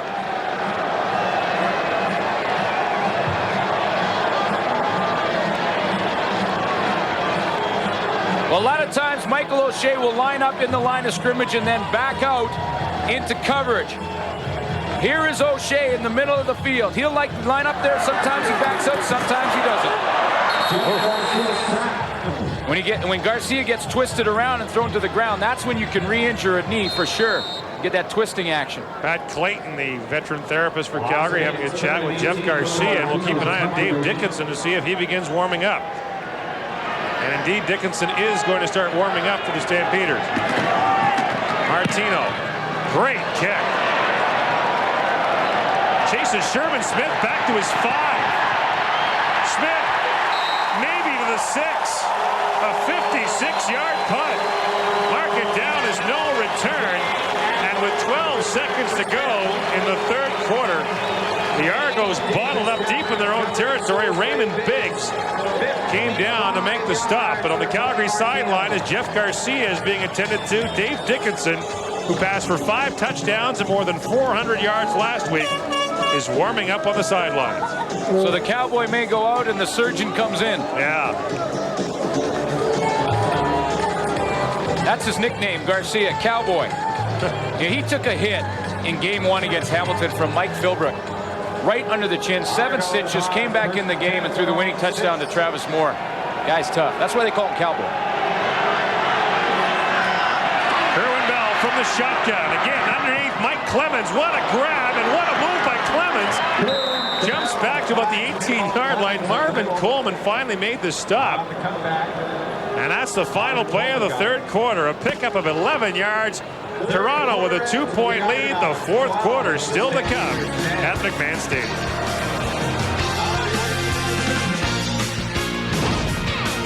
You're watching CFL Live, and we're at the quarter. Here's your host, James Duthie. Yes, a 2-point lead for the Argos. It should have been a few more than that, though. I don't know. Maybe Noel Prefontaine should have been a boxer because he's got a wicked left hook. And Eric, how long do you stick with him? Well, Don Matthews is a great coach, James. There's no denying that. But in this situation, he's going to have to swallow his ego and admit that he made a big mistake with Noel Prefontaine. He's just not getting the job done. At the pro level, you expect your field goal kicker to make something like 80%. I mean, that's needed. At this point, he's 8 out of 20, 40%. Hello, Don. You have to get a new kicker now. It's killing your football team. The Arena League has a couple of great options, and Carlos Huerta, who was Rookie of the Year for Don back in 1994, Bjorn Nitmo, who played for Shreveport, but he's got to do something, Chris. I agree. Prefontaine is killing the Argos, but you know what? Calgary is helping the Argos. 10 penalties for 80 yards at critical times, and about 5 of those penalties are really stupid, inefficient on an individual part. I think what is helping Calgary, though, is the flexibility of Jeff Garcia. He's had 5 times he's taken the football, whether it be a boot, premeditated boot, or spontaneous play and getting first yards. That's going to help them in the fourth quarter. If Calgary can eliminate those penalties in fourth quarter, I think they're going to pull ahead of Toronto. But I agree, the number 1 issue is Prefontaine. All right, a couple of other games tonight to tell you about quickly. The Ticats moved to 4-1 as they beat the Saskatchewan Roughriders 26-8. They get 2 fourth-quarter touchdowns to do it, and as I say, improve to 4-1. One other game out west, BC leading Winnipeg 17-4. Now for the fourth quarter of our game, here's Gordon Glenn. On the left is 59-year-old Don Matthews. On the right is 24-year-old Noel Prefontaine, and you heard Eric Tillman say it. You wonder how long Matthews will stay with his kicker. He stood behind him last week after he missed 5 out of 6 in an overtime loss. Well, in a 2-point game, kicker misses a 28-yard field goal. Meantime, Kerwin Bell and the Argo offense going to work from about the 18-yard line, nursing a 2-point lead as we begin this fourth quarter. The numbers through 3. 263 yards passing for Toronto in this football game. Not much to choose in the net yards, and the turnovers came within 5 minutes of each other. Bell, by the way, is 18 of 29 passing in his first start as an Argonaut. Bell from the shotgun. Lots of time. Over the middle. He's got his man. Looking down there for Nigel Williams, and Williams has the catch up at the 43-yard line. So Nigel Williams makes the grab, and the pickup is 26 yards for Nigel Williams. Makes his second catch of the game. Yeah, and he, of course, was part of that trade in Montreal for a first-round draft pick. Nigel Williams gets a chance to play. He was actually had a good training camp in Montreal, but was relegated to a backup position as the season began. So he's just excited to have the opportunity to get out there and catch some football. Now Bell, shovel pass for Daryl Mitchell, and Anthony McClanahan was right there on Daryl Mitchell. We saw that play go for about 45 earlier. And McClanahan makes sure it goes for nothing this time. You see the frustration from Kerwin Bell. I think Anthony McClanahan just made this play out of pure instinct. He's going to come from up here on the top of your screen. Now, sometimes you read things and you just go on instincts, and I think that's exactly what McClanahan did on the play. He had contained, in other words, go upfield and keep Kerwin Bell in the pocket, but he sniffed it out. Just made the play.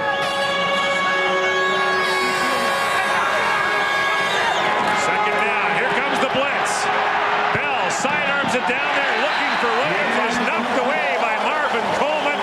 Incomplete. Toronto will have to punt.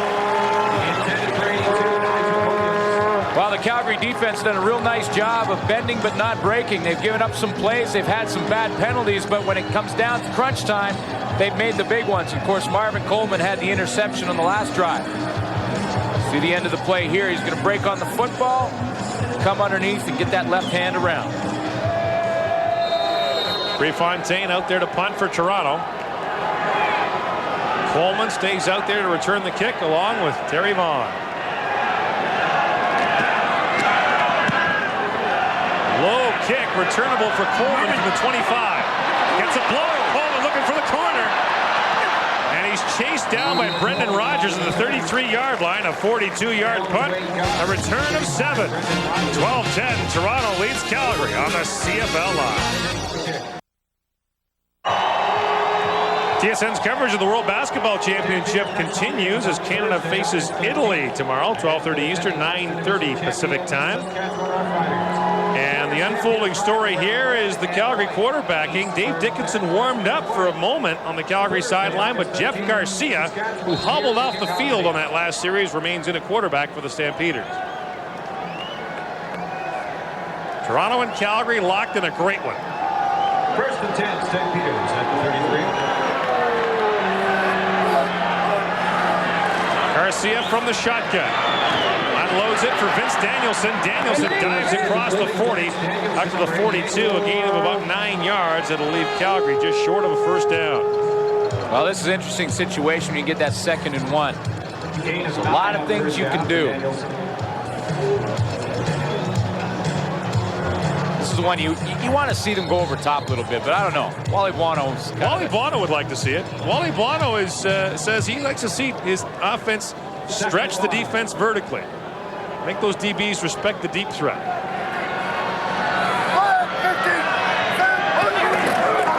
Garcia dives straight ahead. He'll have a first down. Sherry Hargrave with a report from the Calgary sideline. Well, it didn't look good after Garcia got sacked on that last series. He came out, he did some sprints on the sideline. Apparently, he twisted his already strained left knee, but he told his trainer that it feels fine, and he says he wanted to go back into this series to see how it holds up. All right, well, you have to think that unless that leg falls off, he's going to want to stay in there. Exactly.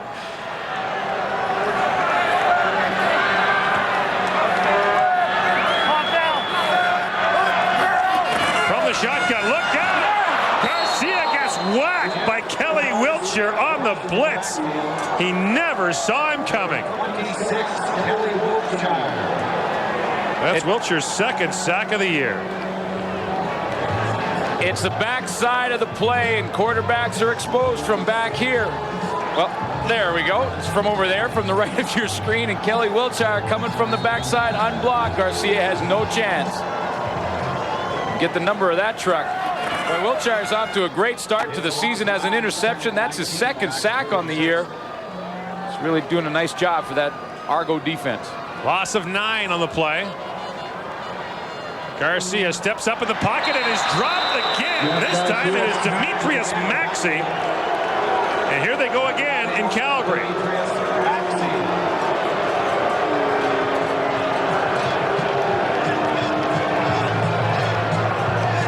That's going to get frustrating for Jeff Garcia. You know, backup quarterback position is always the favorite.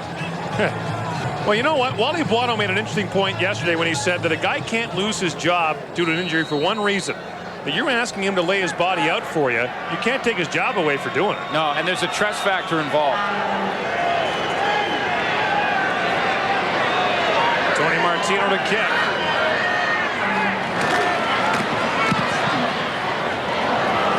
Sherman Smith sees it bounce in front of him and past him, and he mishandles it as it goes out of bounds down to the 12-yard line. A 64-yard punt by Tony Martino. 10:21 to play in the fourth.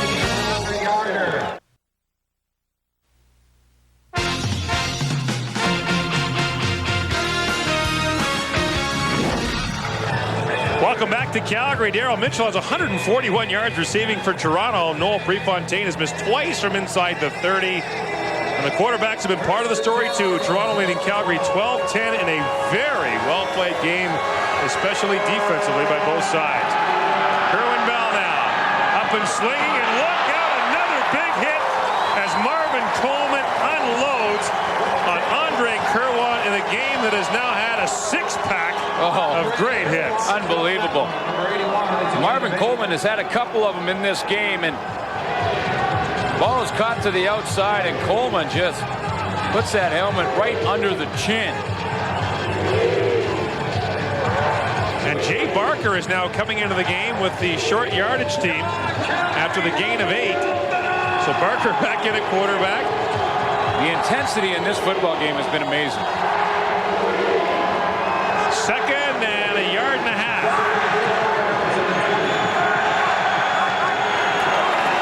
Barker fakes the option. I don't know. And give it over the middle, and I don't think. Whoa. Is that Demetrius Maxey on the carry? And look out. He gets into a scrap now with McClanahan. Maxey, a defensive lineman who comes in as the short yardage fullback, had the carry, but I'm not sure he got there. McClanahan doing the WWF flex afterwards. Yes. That's good. We'll see you for round 2 on the next short yardage play. Oh, that might be right now. Yeah. And Maxey comes back. He goes, oh, you mean I got to go back in? Okay, let's strap him up. Get ready for round 2. Well, Toronto now, after no gain on that play, is third and a long yard and gambling. And this is big. Anytime you're in your end of the field, it could just be inches. It's a huge gamble.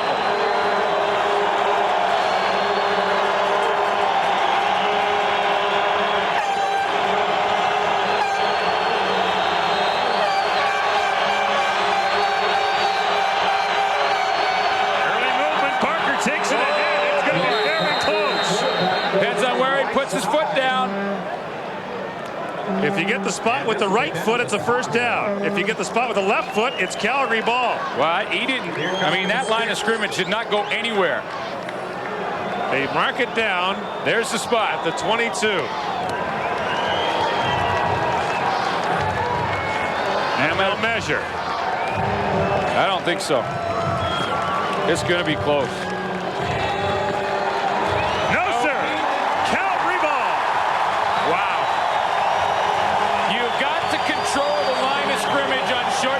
Especially when it's a yard or more, you have to move the line of scrimmage back. Jay Barker had nowhere to go because the line of scrimmage was stopped in its tracks. There was no explosion under that offensive line. Jay Barker had really no place to go. Alondra Johnson leading the way. He comes over the top, and that's it. It's over. First down, Stampeders from the Toronto 22. It's a turnover on down. Garcia. Over the top he goes to the end zone. Pitts out of bounds. Calgary wanted to get times do you see that? Right after a turnover, go to the end zone. Well, and when you come out on defense, you say that. They're going to go right up top right now. It's a turnover. It's sudden change. Buckle down and look for the pass into the end zone. Don Matthews would have alerted his defense. Make sure you're in coverage because they're going for it right now. Brings up second down. That was pretty good coverage, though, by a rookie, Byron Capers on Alan Pitts. And it'll be Pitts and Capers again here. Garcia stepping up, lots of room. Garcia puts his head down and gets a first down to the 10. He is a competitor.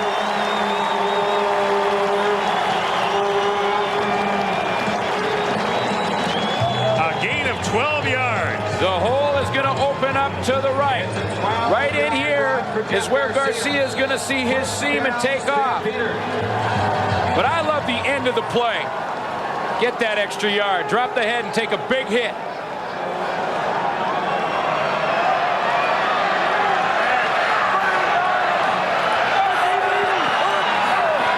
Garcia.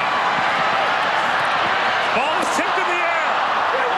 And it is not picked off. Marcelo Simmons almost got it. Terry Vaughn almost got it. Calgary's lucky it's incomplete. I think Jeff Garcia changed his mind about 3 times on the play. He drops back, he takes it in the shotgun, he looks to his left now, he wants to load it up there, but he doesn't see anything. He's going to take off running, change his minds there. 3-1. Roger Dunbrack got his hand on the football. 3-1. Please report to the Stampeder Administration Office immediately. You won a jackpot of Pitts is just now back in the huddle for Calgary. Well, Garcia's been looking to Alan Pitts down in the goal line. That's the guy he's going to look for, but Byron Capers is doing a nice job of coverage on him. Garcia's got 63 yards rushing. The yards was of 18. Second down. Garcia to the end zone. Pitts incomplete, just out of his reach. He has been looking for him 3 plays in a row. It is third down.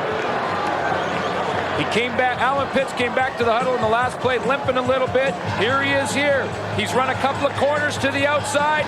He's run a couple of outs. This time we're going to change it up on the rookie, move to the outside, and then bring it back to the middle with a little burst right there. But credit to Byron Capers. He does just enough to make this a circus catch, and Pitts can't come up with it. And now Mark McLaughlin with what would normally be a chip shot, but with 2 struggling field goal kickers, who knows? This for the lead from the 17-yard line, Dave Dickinson, the holder.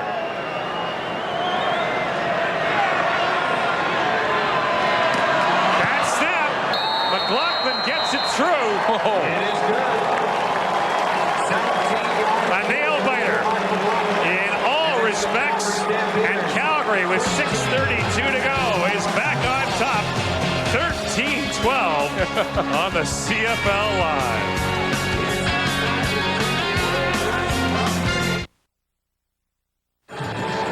Dave Dickinson isn't yet officially in the stats, but he figures prominently here.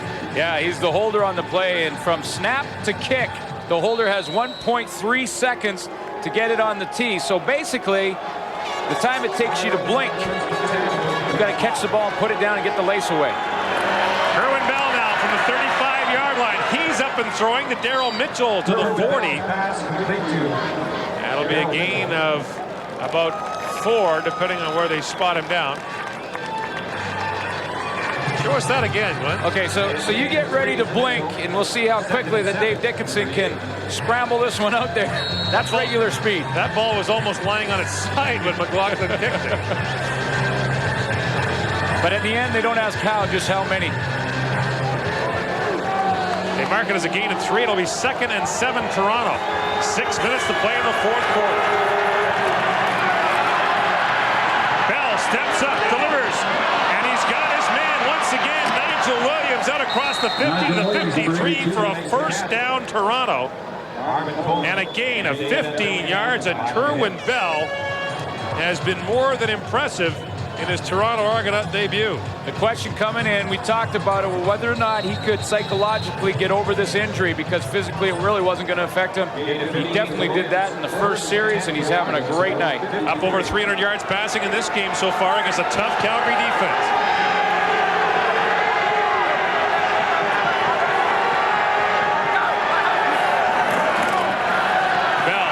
Time, a flag is down. Delivers it to Mitchell. He takes a late shot there from Alondra Johnson. It's a gain of 13, but it's likely to come back. And the penalty is against Toronto. Major foul, face mask, Toronto 58. Whoa, that's a big one.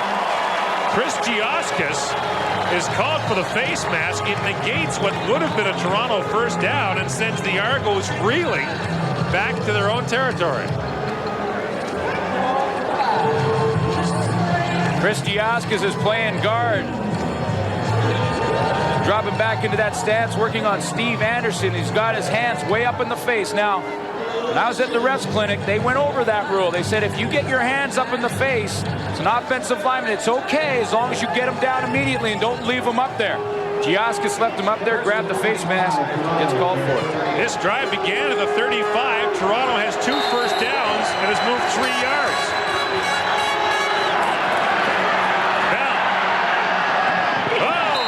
Dropped it.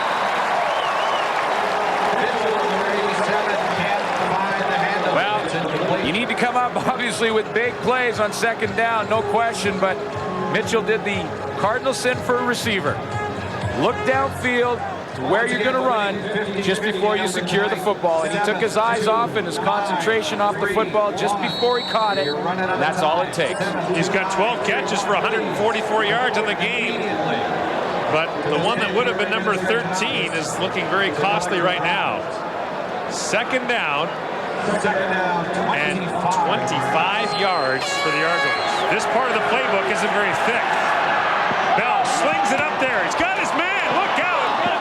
And Andre Kerwan goes out of bounds at the Calgary 50-yard line. He'll be 3 yards short of a first down after a gain of 22. But Toronto takes up a big chunk of real estate. Yeah, that may be the key. I mean, they're going to punt the ball away now.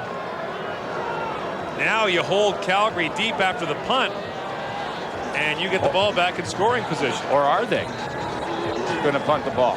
Well, Bell is back out there. Bell is on the field right now, and there's an injured Calgary Stampeders. Jeff Traversy, number 94. Now, think of this. Bronzell Miller was ejected from the game in the first half. Jeff Traversy is now hurt for Calgary. That leaves the Stamps with only 3 healthy defensive linemen. Yeah, and Harlan Ayew, who hasn't played a whole bunch, even though Bronzell Miller went out, Harlan Ayew will have to now come in and play. What Calgary did originally is they went with 4 linebackers, well, actually 3 linebackers and 1 extra defensive back, and left the 3 linemen in. Bronzell Miller out. Now they're going to have to go to Ayew. I wonder if this figures in Matthews' decision at all. Well, it looks like almost 4 yards to me. Yeah. You got 4 minutes and 41 seconds left. Now, you know, second guessing is easy, but it hasn't happened yet. So no, but if you punt the football, I'm talking about if he doesn't get this in 4th down, you punt the football here, you got plenty of time to hold Calgary. Your punter is excellent, too. That's the strength of Brifontaine's game. Toronto will gamble on 3rd down and 3. Bell. Lots of time over the top for Daryl Mitchell. He's got it. Down he goes to the 17-yard line. Toronto with a gutsy gamble. Mitchell hauls it in. First down, Toronto, a gain of 33 yards. Well, it was absolutely a gutsy call, not only to go for it on 3rd down, but also the play call. Play action, forget the underneath patterns to just try and pick up 4 or 5 yards. Let's go over the top to the wheel to Daryl Mitchell down the sideline. That ball has to be thrown perfectly. Kerwin Bell gets it done. There'll be no second guessing. First down, Toronto from the Calgary 18. Bell, play action again.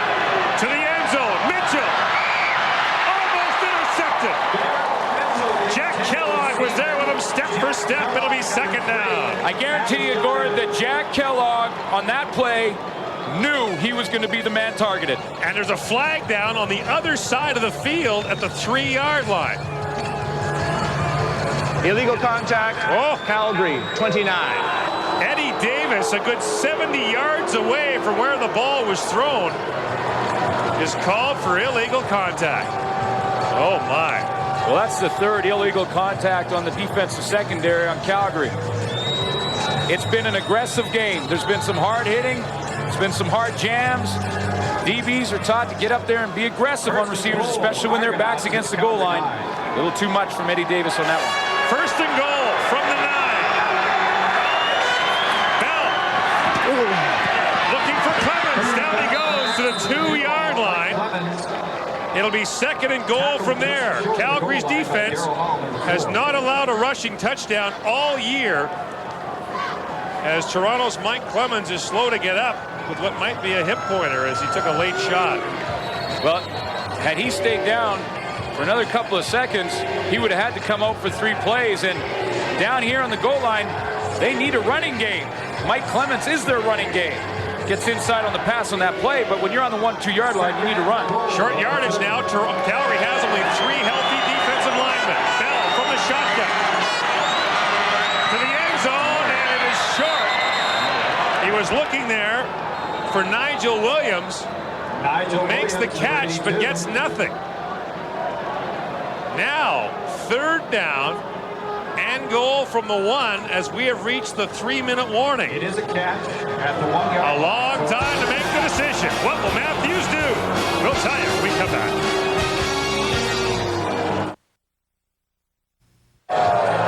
Don Matthews gambled on 3rd and 2 at his own 25. He gambled on 3rd and 4 on this drive, and now on 3rd and goal from the 1, he's kicking a field goal. Well, the only thing I could say about that is that when you get down this close in a tight game, you definitely have to come away with points, no question about it. And remember, earlier in the game, Calgary defense held Don Matthews, turned the ball over on downs. Now, that was before they had 2 defensive linemen out. Joel Prefontaine, the rookie from San Diego State. I talked about everyone wants to be the kicker in practice because they don't do a whole lot, but this is where the kicker's all by himself. Paul Mazzotti is the holder. It's only an 8-yard kick, and it's for the lead.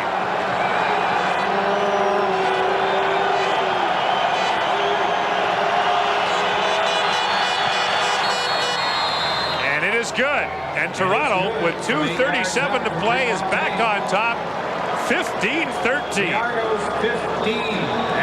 Wow. 13. Wow, that changes things a lot for Calgary now. With 2 minutes and 37 seconds left, the Stamps know they only have to get in field goal position to win this game. Had Don Matthews decided to gamble and scored on 3rd and 1, that changes everything for the Calgary strategy in the last drive of the game. Wally knows now he needs to get inside the 40-yard line for a realistic chance to win this football game. It's a big difference. It's 66252. Please report to the administration office as soon as you can. The Calgary Stampeders now from their 35-yard line. Jeff Garcia has gone the distance at quarterback. Here comes the rush. Garcia gets it away. Vince Danielson down to the 43-yard line. Gain of 8. Tell you what, if tomorrow night's game is in Edmonton is half as good as the one tonight in Calgary, we're in for another good one. 8:30 Eastern, 5:30 Pacific. Adidas Friday Night Football. Montreal at Edmonton. And if you're in Edmonton tonight, here's where you can call tomorrow to join what will already be a big crowd at Commonwealth Stadium. More than 26,000 here tonight. Garcia, lots of time. He's got Travis Moore down to the 48. That'll be a first down, Calgary. 2:08 to go here in the 4th quarter.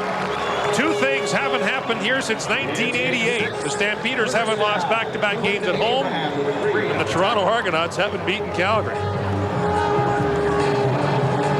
There's another factor here too. Calgary dynamite in July, 26-6-1. Their only home loss in July was against Montreal 2 weeks ago. Garcia steps up, passes tipped. Getting a hand on it was Kelly Wiltshire. It'll be second down. Kelly Wiltshire's made a couple of big plays in this football game. He comes up with another one there to put Calgary in second and long. That means that right now the Argo defense can send a little more pressure. It'll be up to Jeff Garcia to try and pick it up.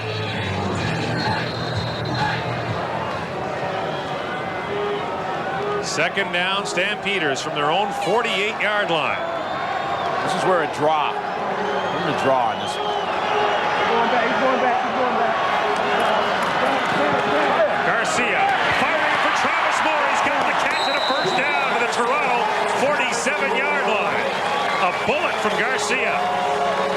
Really was. Travis Moore read the zone, found the hole. I'm a little surprised that the Argos went with the zone defense when they had Calgary in second and long. That's usually with Don Matthews, who like to send some pressure, but he shows it and everyone drops back out. Travis Moore finds a hole. Pick up of 15 yards. First down, Calgary to the 47-yard line as the Stampeders near Mark McLaughlin's field goal range.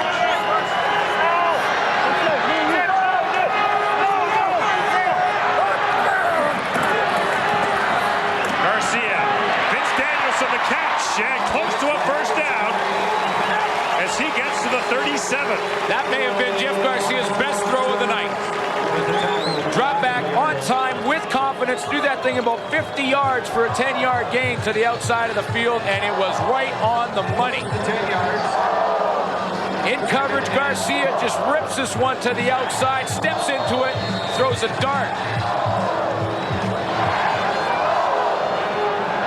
Second and less than a yard, Calgary. 1:18 and counting to play in the fourth quarter. And Garcia will take it straight ahead. It's about 3 down to the 34.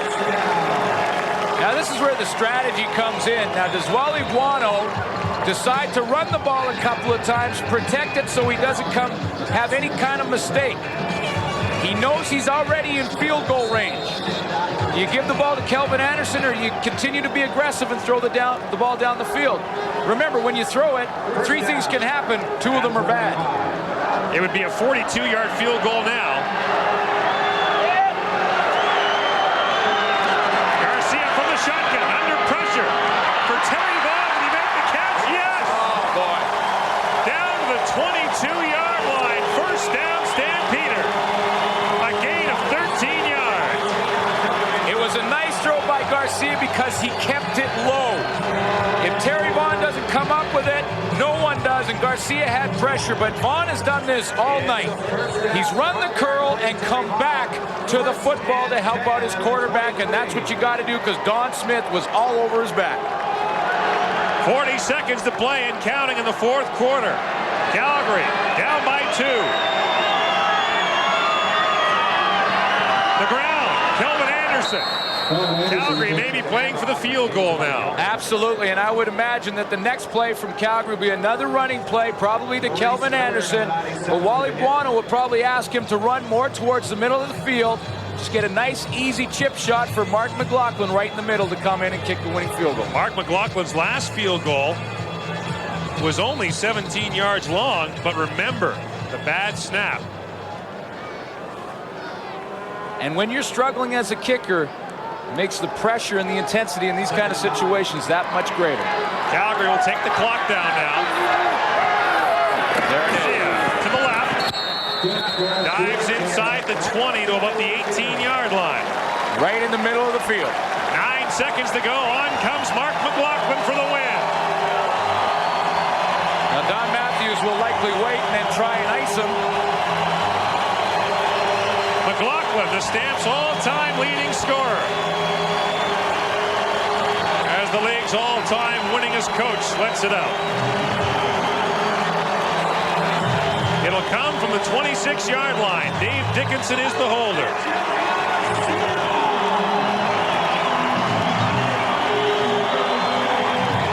The kicker is off by himself. It's an interesting situation because kickers will go off. They want to think about other things to try and keep the crowd, block the crowd out. Don Matthews likely call a timeout. Try and ice Mark McLaughlin a little bit. But hey, he's been in this situation a few times. Including tonight, he's 4 for 7 inside the 30-yard line. That's far, far below his career average. The other thing that he has to block out right now is that bad snap. Trust that it'll be there and fall through. McLaughlin for the win. No good. No good. He pushed it left. 4 seconds to go, and Mark McLaughlin pulled it left.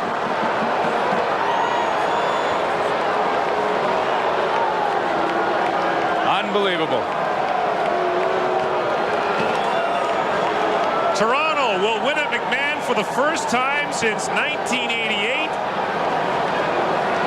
And the decision to kick a field goal on the 1-yard line by Don Matthews turns out to be a big one.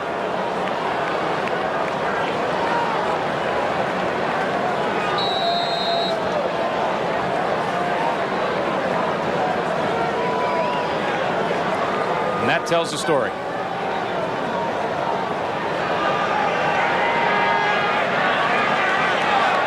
Bell will simply down it in his first start as a Toronto Argonaut. He engineers Toronto's first win in Calgary in 10 years.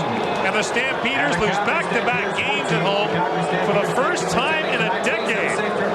Toronto and Calgary playing a classic, but the Stampeder fans are going home very unhappy. Well, Wally Buono's team offensively did everything they needed to do to win except execute the last play. The winner will be presented with the money. There'll be a lot of hard questions in Calgary this week on August 13th. as the Stampeders fall to 3-2. Edmonton can take sole possession of first place in the West with a win over Montreal, and Kerwin Bell, a major part of the story in his Toronto Argonaut regular season debut. He passes for nearly 400 yards and engineers the win. A CFL Live on TSN returns after this.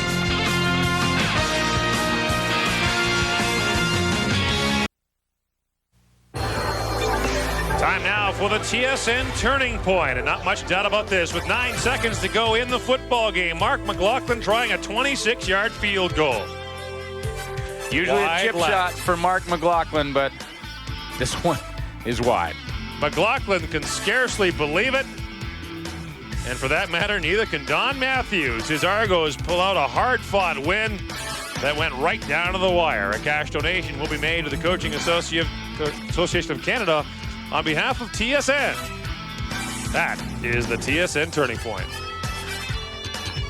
A dejected Mark McLaughlin after a pretty good one in Calgary. Here again, James Duthie. All right, welcome back. Sometimes a kicker can be the best job in the world. When you win, your teammates jump on you and hug you and you celebrate, and sometimes it's the worst job in the world, and it is the worst job in the world tonight for Mark McLaughlin. On the other hand, the Argos, a much-needed 15-14 victory. Kerwin Bell returning and throwing for almost 400 yards in his first game back. Now, Kerwin Bell joins us now from field level. And Kerwin, you know, we kind of expect you to be rusty when you haven't played in 7 weeks. You didn't look too rusty out there at all.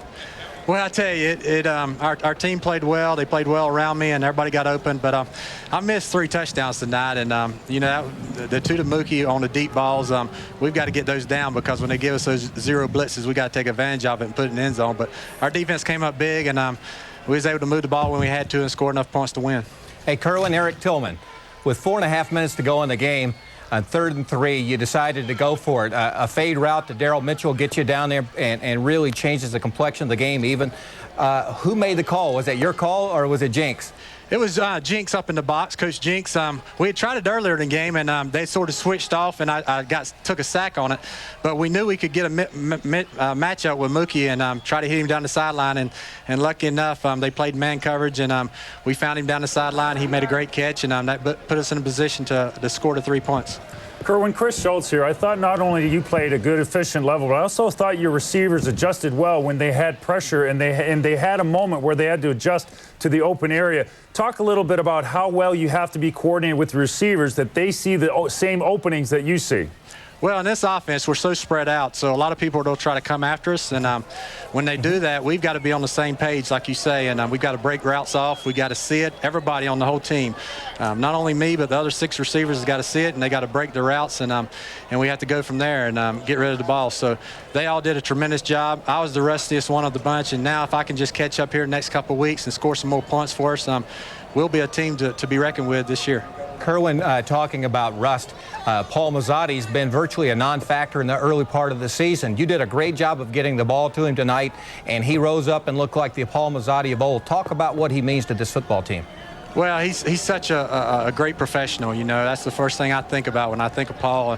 He gets open, he does his job, and when you read coverages, when they don't give you the throws down the field, you can always depend on him, and that's what I tried to go to. Whenever I didn't have anything down the field, I tried to find him, and he always works the open spot, and he was there for us. Kerwin, your personal tempo, the opening drive, really surprised me because a lot of our analysis of the game was the fact that we thought you wouldn't be able to throw accuracy, velocity, and consistency. But you were really ready to go. Were you surprised by that? I was a little bit, I tell you, because, you know, just getting comfortable in the pocket again with game action around you. The speed of the game is so much quicker than in practice.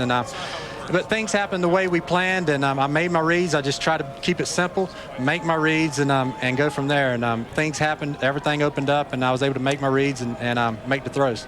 Kerwin, Eric asked you about the first third down gamble when you went for it. I want to ask you about the second one from the goal line when you didn't go for it. Did you want to go for the touchdown? I'm sorry. On the 3rd and 1, when you kicked the game-winning field goal, would you have rather gone for it, or were you happy with the decision that turned out to be a good one? Well, I was sort of upset from the play before I blew the touchdown pass there to Nigel. If I'd hit him a little bit quicker, he had a chance to get in. So I was just sort of upset, and I leave that up to Coach Matthews. You know, I call the game plan from the field as far as offensively, and then I leave the decisions there to him. We had to get ahead, and our defense is so good. If you give us a 2 or 3 point lead, you know, most of the time we can hold on. Today it took a missed field goal, but our defense has played well all year. Take them any way you can get them, won't you? That's right. Anyway, I tell you, after the first game, after 5 weeks, I'll take it anyway. I'd like to say hello to my wife, lovely wife back in Toronto, Cosette, and my 2 little boys. Consider it done. Thanks a lot, Kerwin. Thank you. Appreciate Good job, it. Kerwin. All right, thanks. Kerwin Bell and the Argos win their second game of the year, the first victory for Kerwin Bell returning from an injury. And he needed a little help from Mark McLaughlin, but he got it. And him and Don Matthews can celebrate.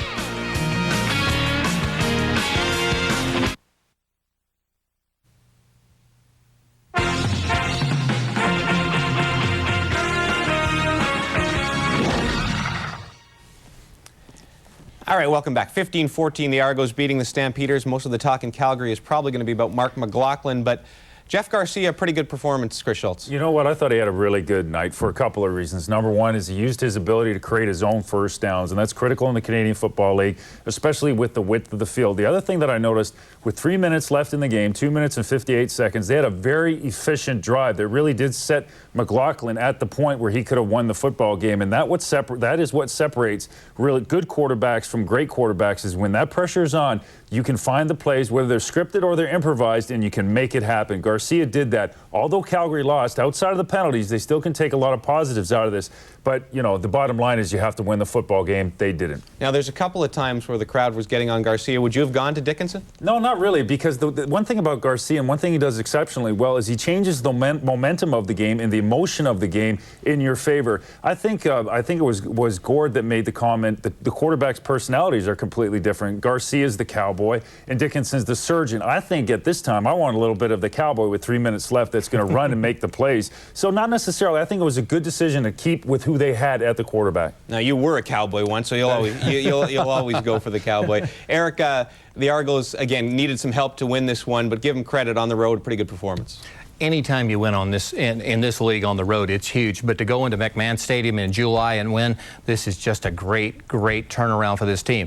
Next week they have Winnipeg coming, into the Sky Dome. If they get a win, they're sitting there at 3-3, and they're back in the race in the East. With Hamilton playing so well last week against Montreal, getting a win on the road, and winning tonight against Saskatchewan, this was almost a must-win for the Argos. And it really, Don's got to feel very, very fortunate that McLaughlin missed that one at the end. Right, and he does have problem still with Noel Prefontaine, a problem they're going to have to answer. Both teams with problems in the kicking game, and I think both cities are going to be asking questions this week. Check out these numbers. Boy, they are ugly. McLaughlin, 6 of 14, and the biggest miss, of course, coming at the end of the game, and Prefontaine just 9 of 21, 42%. Well, they're dead even, but it's not very pretty. You got to get, like you said earlier, Eric, you got to be 80, 70, 80% in this one. Well, you know what? We've said several times, it's a great game. Sometimes it's not a great business. And Wally's got a tough decision to make as far as Mark McLaughlin, a guy that's been as productive as anyone that's ever put on the red jersey and a great human being. But, he's sitting here really, really struggling. They're in a tough race with Edmonton, and their offense put them in position to win the game at the end, and he missed an easy one. Kickers are paid to make kicks under pressure, and he blew an easy one, James. And you know what's funny? When you analyze making decisions at critical times, I think both teams really have to evaluate their kickers, and one of the best things that general managers do, player personnel people do, is they have the resources to find individual players at critical times. And right now, this is a critical time for Calgary and for Toronto, in the fact that if they continue with these players and they do not come through for them, it's going to hurt their positioning in the playoffs, because so many of these games are going to come down to 2 points and 1 point. You have to have a kicker that can stay calm, cool, and collected and make those field goals. That's a big difference between first place and last points. That one element of football, Eric, there's no doubt about it. Well, Chris, to pick up on your point, I agree with you completely. You look at the Argonauts last week. Yeah. They lose to Edmonton in a game that they go into overtime, and Prefontaine is 1 of 6. I think you have to explore all options, and I think Toronto even has to look at doing something unconventional right now, and that's playing an import at the kicking position. You've got a guy, I mentioned Carlos Huerta earlier, who was Rookie of the Year for Don in Baltimore. You got a guy, Nitmo, who played in the Arena League. Get the best kicker available regardless of his nationality. Well, I think that's one thing you see a difference between the NFL and the CFL. In the NFL, you miss a couple of key field goals, you're out of there. In the CFL, they tend to go with them a little bit longer, but we may see some changes this week. 15-14, the Argos beat the Stampeders. We'll come back in just a second.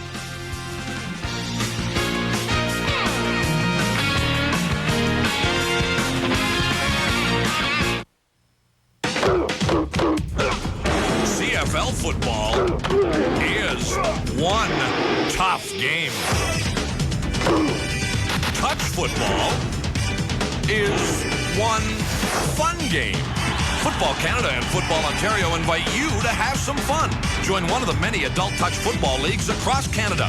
The Canadian Football League, along with Molson Canadians, support their efforts. Call Football Canada or Football Ontario and get in the game. Okay, welcome back. Mike O'Shea joins us now, and I tell you what, Mike, those last drives, I know a defense looks forward to them. Did you think, as you walked off the field, you'd lost it? Well, it's the only thing you can think, I guess. It's just disappointing to us. I mean, it's a great win. It's a W, that's for sure, 2 points on the board, but it's disappointing for our defense to know that if we get them 2 and out, make them punt, that we're going to win the game, and we let them drive all the way down the field and have a chance at beating us. That's not up to snuff for our defense. Mike, Chris Schultz here. Still, when you look at this football game, it still was a great win when you take the emotions of the game. This is a long season, 18 games. These are always turning points when you win them close. So I really think you guys should, on your flight home, be very happy and exhilarated with this win in Calgary. First time in 10 years, buddy. Well, it's a lot of guys in the dressing room are saying, they've never won in Calgary. It's a first for Brendan Rodgers. He was just saying that. Anytime you can split with Calgary, they've got a high-powered offense. That's a great thing. Mike, Eric Tillman, you've a lot of changes on the defense this year. Last year, you led the league in 22 of 25 categories. Going into this game, you were 7th in the league against the run. I thought you did a nice job tonight stopping the Stampeder run. Was there anything differently that you did? No, I think the last time we played Calgary, we gave up a little bit. I'll take the blame for that. We were a little confused, I think, on defense about what our responsibility, what my responsibility was. We shorted up. In fact, a reporter asked me yesterday, said, some of the Stampeders said it was pretty easy to run on you last week. And I said, well, take a look this week. I think if you look at it, a lot of the yards they got were from Garcia. Now, that's something we got to go back, watch the film, and shore that up now, too. But because we can't have guys like Damon Allen and Jeff Garcia, guys that can run the ball on us. But we did a good job on Kelvin Anderson. I think we had some decent sticks on him, too, from for our 2 other outside linebackers. Mike, you did a good job on Calvin Anderson, but you personally had a really good play. You had that one blitz later in the game right through the A gap. Did you notice the back take the outside pressure, which allowed you to make the decision to go, or what premeditated you coming that quickly? I think we ran it earlier in the game, and the center, Crysdale, certainly He set me free. The first time we ran it, he just stuck his hand out. So I knew if we ran it again, he might there might be a chance to send it free. So I just went all out, figuring that he would move. Mike, I suspect there's a little bit of a quarterback controversy in Calgary between Jeff Garcia and Dave Dickinson. I don't think I'll get a straight answer from you on this one, but does Garcia cause you more problems because he can scramble, or which would you rather play against? Well, you know, Dickinson, I think he can scramble too. You know, quarterback controversies. I'm not going to comment on that. It's just something we show up and we play who's ever lines up in the backfield. That's for sure. I know you might have to play them both again this year, so you want to tip your hat anyway. Listen, Mike, congratulations. Thanks, fellas. Mike O'Shea of the Toronto Argonauts, who beat the Calgary Stampeders 15-14 tonight to improve their record to 2-3 overall. The Argos, Noel Prefontaine, not a good night, but his team wins.